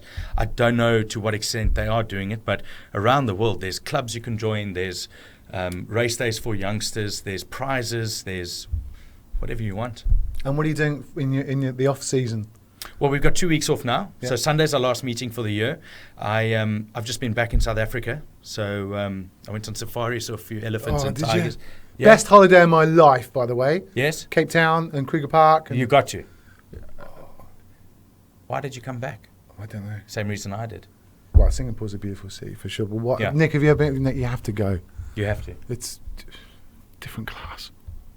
Anyway, 2 weeks off. Yeah. I'll be in Singapore. But if anyone wants to go see some horses, get hold of me. I'm on Twitter. I'm on Instagram. But we'll put it up on the website, yeah, Nick? Please, they're more than welcome. I want the young generation of Singapore to appreciate horses the way I do, because it's a passion, it's a love. It's not about the money. It's not about the gambling. I'm not allowed to gamble. I'm just here purely for the love, the passion, the drive, and seeing these beautiful animals and a beautiful industry hopefully prospering and continuing to prosper. Gareth, thanks for coming on the show. Thank you for having me. I hope we can do it again. Yeah, the insight was different class, right, Nick? You enjoy that? Yeah, I think if more people treated horse racing the way you do, Gareth, then I think people get interested. Because now the stigma attached to horse racing in this country is that it's purely for gambling. No, it's fun. Yeah, I'm sure it is. I've never experienced it myself. Nick, you have a personal invite from me, not Andy. He's been before. Okay. You've got any time you want to come, let me know. All right, no problem. We'll hook you up. Absolutely. All right. Yeah. Still to come on the Andy Penders Show, Jaya Ram is talking laughing yoga and life coaching. How to sort yourself out, basically, through the power of laugh and dance and cuddling. I made up the last two. I'm not sure if that works. Also coming, Alan Bentley's going to give us some major tips for the weekend. In the meantime, what's been happening on the transfer front, Nicholas Lim? Well, Manchester United could secure a double deal if boss Louis van Gaal gets the sack. The Star says Real Madrid forward Cristiano Ronaldo is desperate to work under former manager Carlo Ancelotti, who is one of the front-runners for the United hot seat. Meanwhile, Barcelona have fired a shot at the Premier League, saying that they don't need to sell any of their star players. The Catalan side were rumoured to be considering selling some of their bigger players in the wake of tax fraud investigations. But Barca said there is no such issue and will be holding on to their prized players such as Lionel Messi and Neymar. And finally, Swansea City have reportedly moved to have Arsenal legend Dennis Bergkamp installed as their new manager. The Swans are without a boss after Gary Monk was sacked following a run of poor results. Several managers have been linked with the job, including David Moyes and Brendan Rodgers, but it appears Swansea have decided to settle on Bergkamp. It's a red card, and he should get 2 red cards. That's got the red card out. Red Card Sports Radio, the best sports station in Asia. This weekend on Barclays Premier League Live, Tottenham Hotspur versus Newcastle United from White Hart Lane. A little behind him, but back towards Walker again. Oh, it's a fabulous finish to certainly finish off West Ham now. Gamak clips it in towards the Papi Cisse! Goal for Newcastle. First blood with the Magpies. How big a goal is that for Steve McLaren? Hear every kick on Barclays Premier League Live.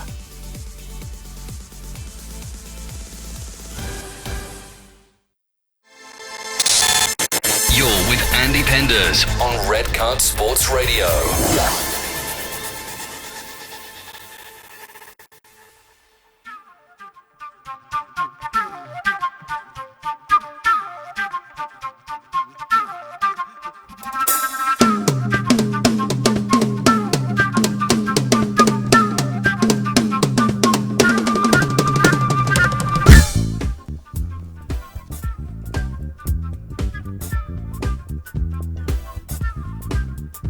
It's the last time we're going to hear the flute tune, so I like to leave it a little bit longer, you know, Nick?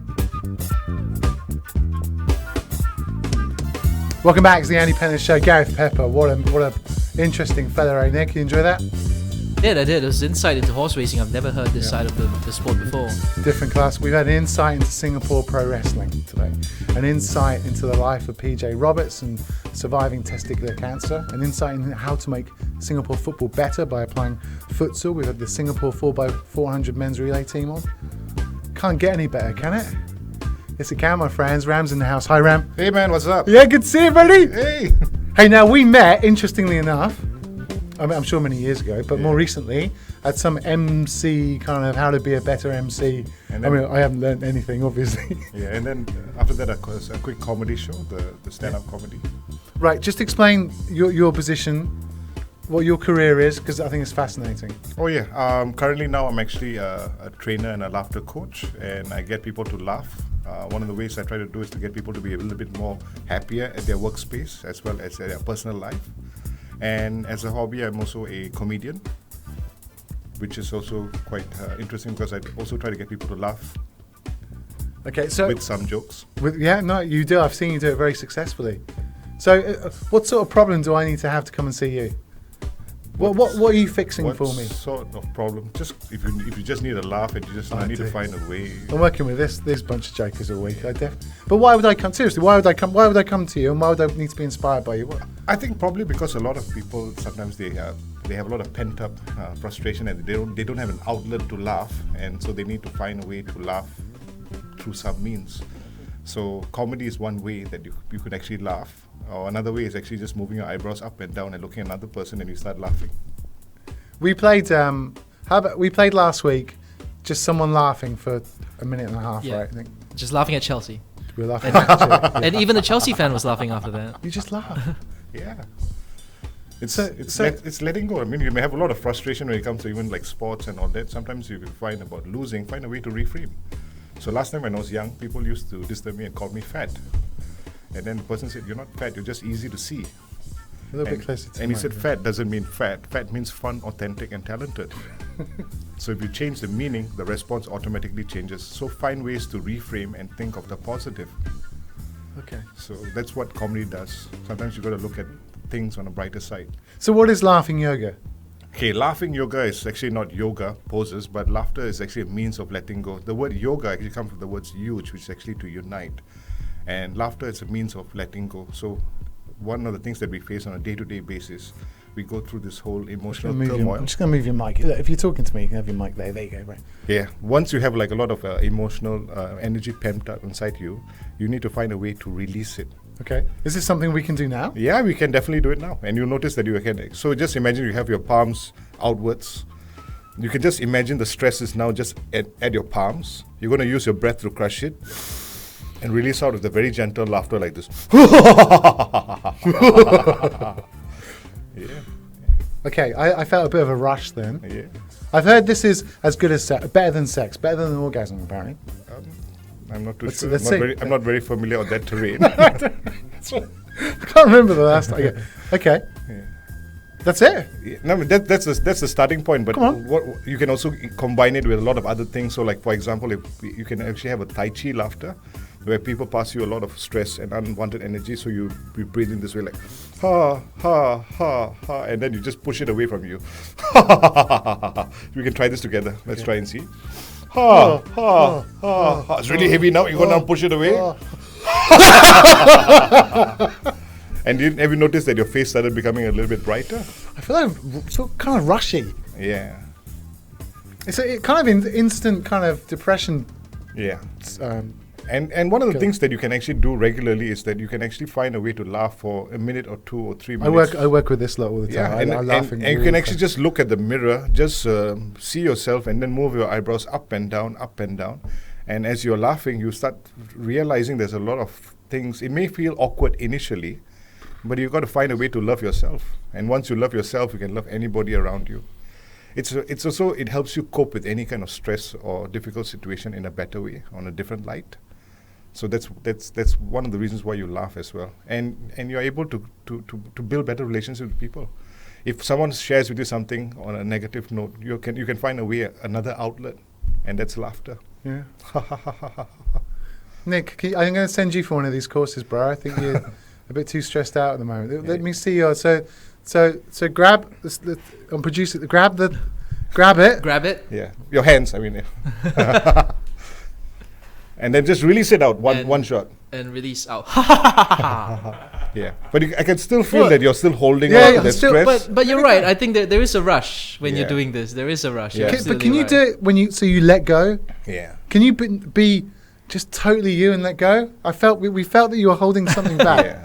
Let go, Nick. Yeah, just do not worry about the environment and being judged. And and people watching on there and just have the sense of go the with newly the flow. installed producer cam as well. Yeah. Nice. Yeah. Okay. Ready? I want to see it, Nick. Come on. Well, let me try. Okay. Let's try it. So okay, wait. Again.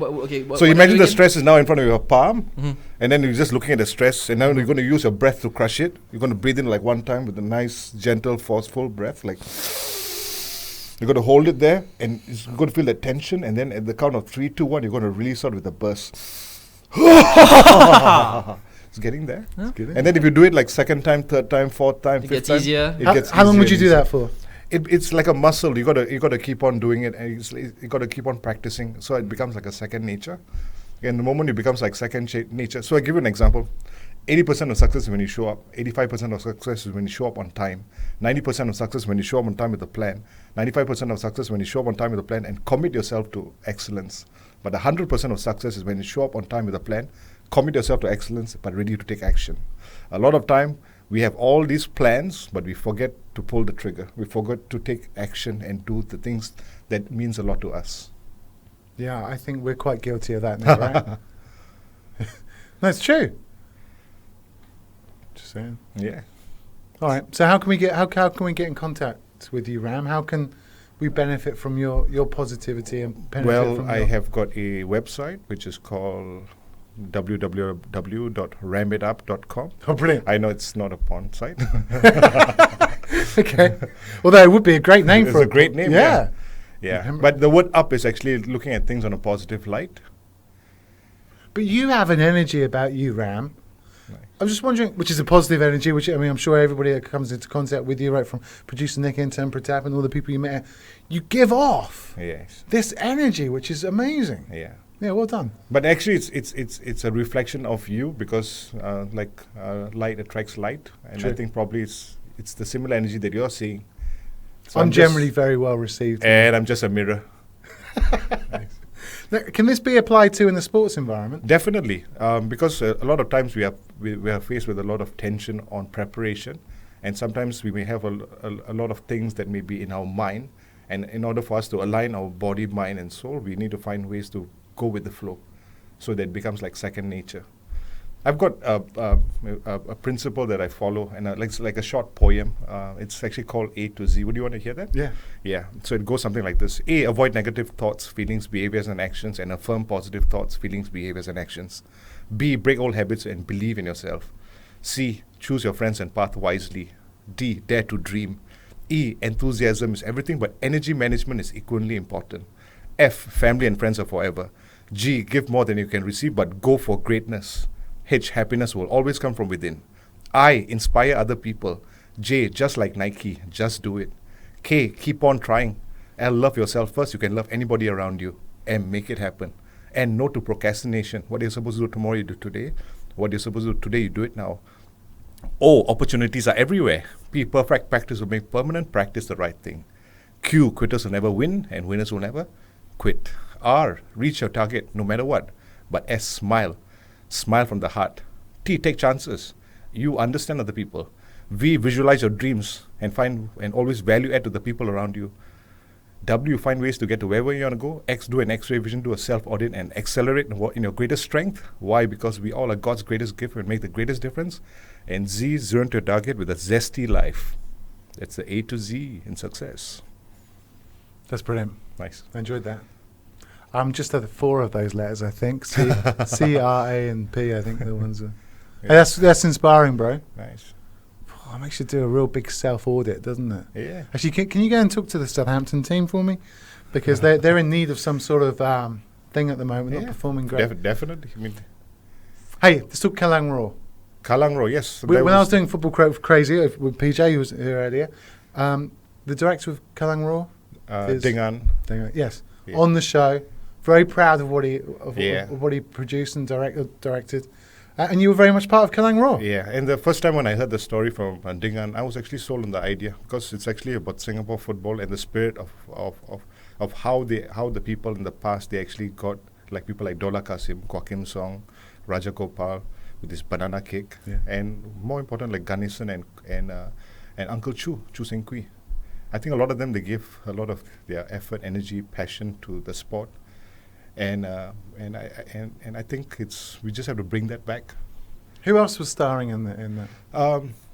There's Dola Kasim's son Izzat. He was also on the show. Yeah, oh, brilliant. And Kwa Kim Song's son was in the show as well. Then we had also people like Lim. I was supposed to say Lim.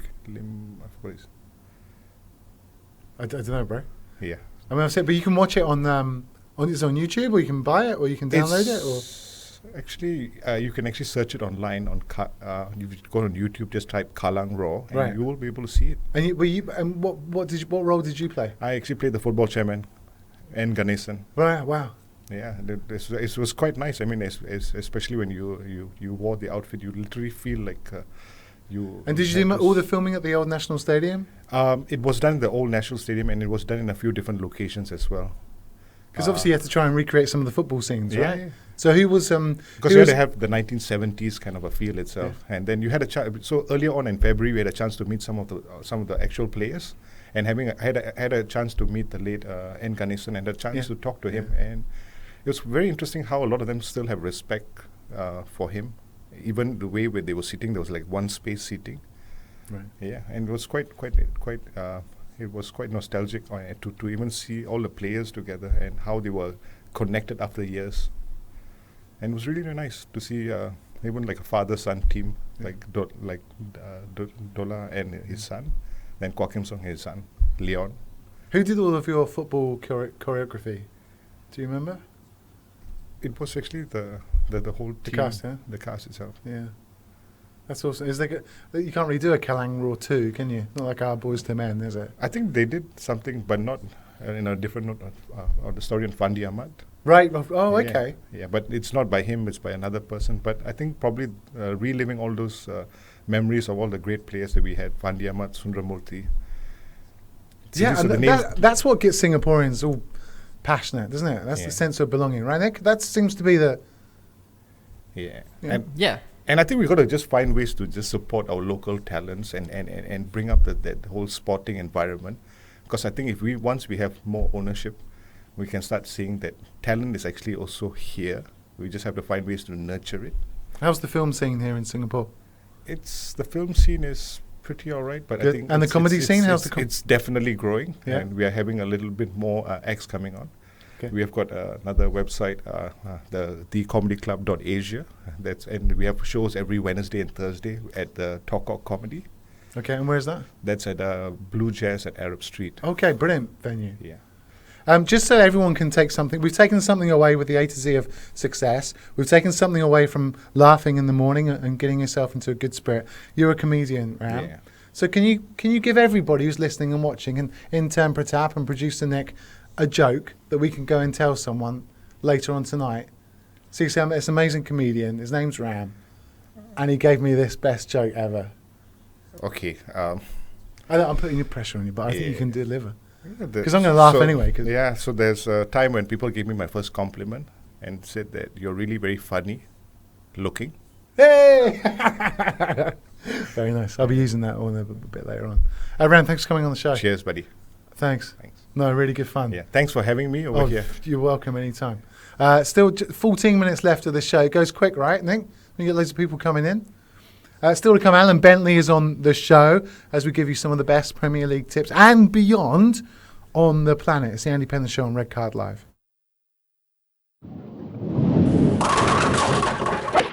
Enter a new generation of sports. Red Card Sports Radio. This weekend on Barclays Premier League Live, Manchester City versus Swansea City from the Etihad Stadium. Oh, great chance here for Kolarov! scores! Alexander Kolarov takes his time and picks the far corner of the net. Swansea have only had 3 goal scorers so far in the league this season, but they have it now. Shelby makes it 4. Hear every kick on Barclays Premier League Live. You're in the mix with Andy Penders on Red Card Sports Radio. This weekend on Barclays Premier League Live, Leicester City versus Chelsea from the King Power Stadium. Now here's a chance for Vardy, he's done it! Jamie Vardy makes history! He's buried the ball into the net as he has been doing all season. Inside the box, chance for Costa, must be, it is! The drought comes to an end! Hear every kick on Barclays Premier League Live.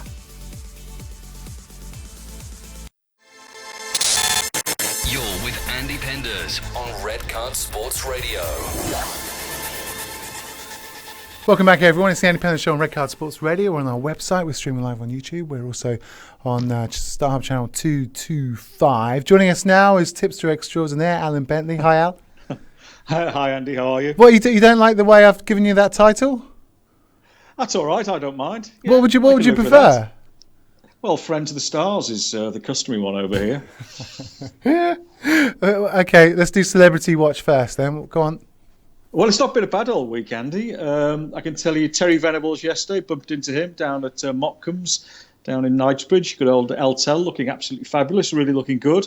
And bizarrely, bumped into Eddie Izzard just later, who looked absolutely ridiculous. He really did. I mean, let's not go too over the board that a man wanted to dress as a woman, but he looked frankly ridiculous. But then earlier on in the week, which is perhaps more relevant to you, on Monday, a guest at the Horse Writers' Dinner, quick chat with Frankie Dettori, who I know you're not big horse racing fans necessarily over there, but there is the Hong Kong racing tomorrow. Well, Al, you must have missed the show a little bit earlier because we've previewed all of the top 4 races there. We had horse racing commentator extraordinaire Gareth Pepper in the house to take a look at some of the horses, and we're all tipping up Able Friend, thinking it's the best thing ever.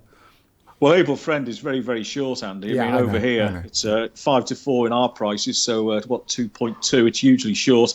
I mean, one for me, I'd love to see, and I'm sure your man Gareth mentioned Soul Power in the sprint. Yes, he did. Yeah, carried all before it a couple of years ago. The trainer, Edward Lynham, is absolutely top-notch. He's a great, great bloke. It's a massive price. It's 25 to 1, 26s if you look at on decimals. I'd love to see Soul Power win the sprint. Elsewhere, you got Flincher, a short price in the Vars, and as you've just mentioned, Able Friend in the Mile. So that was on Monday, and I was sitting on the same table as old Mick Quinn, the former Newcastle and Pompey striker, and we had a great laugh. So that's been sort of my week, Andy. Not too bad in terms of these celebrities. Did you catch up with Rushy last weekend? I didn't. I missed him. I caught up with his mate, but I didn't catch up with Rushy, I'm afraid. So I've got no further Rushy stories for you. I'm just slightly worried. I live on a farm in the country, Andy. There's guys shooting outside at the moment. There's all sorts of dogs and guns outside. So shooting what? There's pheasant outside, Andy. Got me a bit I worried don't necessarily agree with it, but that's life. Hey, how about that Liverpool bubble bursting? Yeah, I mean, look, I haven't been getting carried away. I do love, and I'll maintain this, I do love Jurgen Klopp, but until he's able to stamp his own imprint in terms of his own players, I'm still reluctant to get carried away. Having said that, I was shocked at the team he picked, and I was shocked at the way they played. And I think they're woefully short against a West Brom team who are very, very difficult to beat tomorrow. West Brom 9-1, 10.0. By the way, in terms of one other bit of celebrity news, MK Dons a goal down already to Ipswich now. MK Dons manager Carl Robinson, his missus Anne-Marie, she opened in Panto this week up in the northwest, and perhaps that's what they'll be relying on for income in the not too distant future if Carl and MK Dons results don't pick up, Andy. Currently goalless between Norwich and Everton. The rest of the Premier League fixtures on Saturday. Actually, a couple of standout games. Palace against Southampton, I think it should be good. City against Swansea, how they respond after Gary Monk has left. Who's in the betting to take over at the Liberty, Al? Well, it'd be handy for me because the favourite at the moment is Gus Poyet. And as you know, after you left my flat, Andy, none other than Charlie Oatway's son moved in as the lodger. And Charlie Oatway is Gus Poyet's number 2. And Gus is a great bloke. He's the current favourite. Though during the course of this week, we've seen God knows how many favourites come and go. Brendan Rodgers at one stage was favourite. He's now 20-1. Ryan Giggs apparently is going to talk to them. Bizarrely, you've got Jorge Sampaoli, the Chile manager, in there. So, it's one of these where it can be, as we've seen before, so up and down. But it would be lovely if Gus Poyet did get the job for a personal level. Sunderland against Watford, West Ham against Stoke, and then Bournemouth against Manchester United. Does anything stand out today in the Premier League, Al?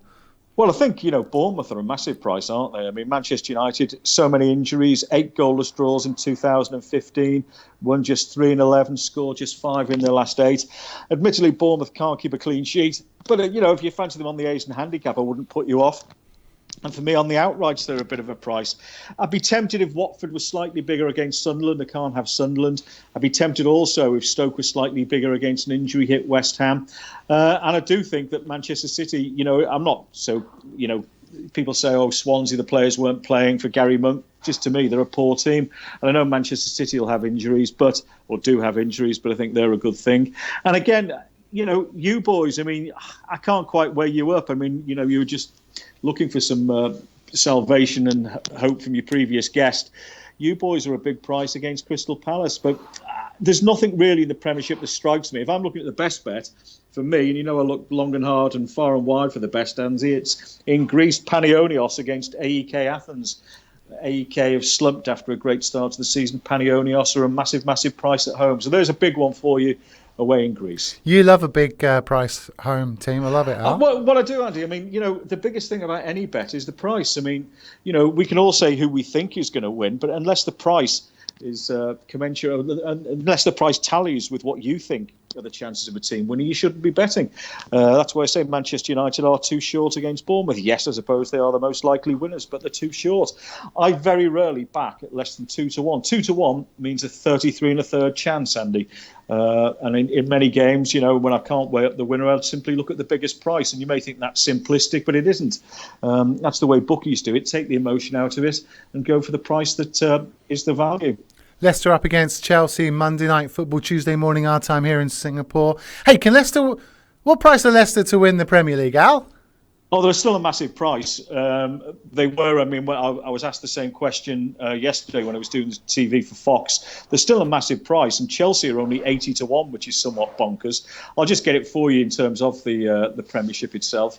I mean, Leicester, you've got Man City at 6-4, Arsenal 13-5, Man United, Liverpool, then Tottenham, and then you've got Leicester at 28-1. Now, this is a poor Premier League. Leicester are playing well. I do worry about the strength in depth of their squad. You can't argue with what they've done. They're 12-5 best price against Chelsea. I think this is the one. If Chelsea do lose this one, how the heck can Mourinho hold on to his job? I mean, Leicester got rid of Gary Monk last week. Could they complete a big double this week with getting rid of Jose Mourinho? Is he the favourite in the next man out market? He is just about, thanks to the wingers you've mentioned for Newcastle last week, and then it's Van Gaal. It's those three. Really? Then a massive leap, and they had a massive leap to Alex Neil of Norwich. Yeah, Van Gaal is in the betting, Andy. I mean, and not surprisingly, given what's been happening at Manchester United in recent weeks. The fans don't like him. Fergie can't be doing with him. Won't have him in a million years. So it's no huge surprise to see Van Gaal under pressure with all those dull, dreary, goalless draws, and already out the Champions League and struggling. If you look at what they're going to do in terms of the Premiership. Jose Mourinho and Steve McLaren, joint favourites. Best prices these are at 5-2, and there's Van Gaal at 5-1, Andy. It's a Manchester United side who I think have been proven to be the most boring side in the Premier League with the number of sideways and backwards passes that they've made so far this season. Absolutely. And as I mentioned last week, you look at Gary Neville. To me, there's no two ways about it. He's trying to cut his teeth in the Valencia job. Admittedly, he had a bad result in midweek.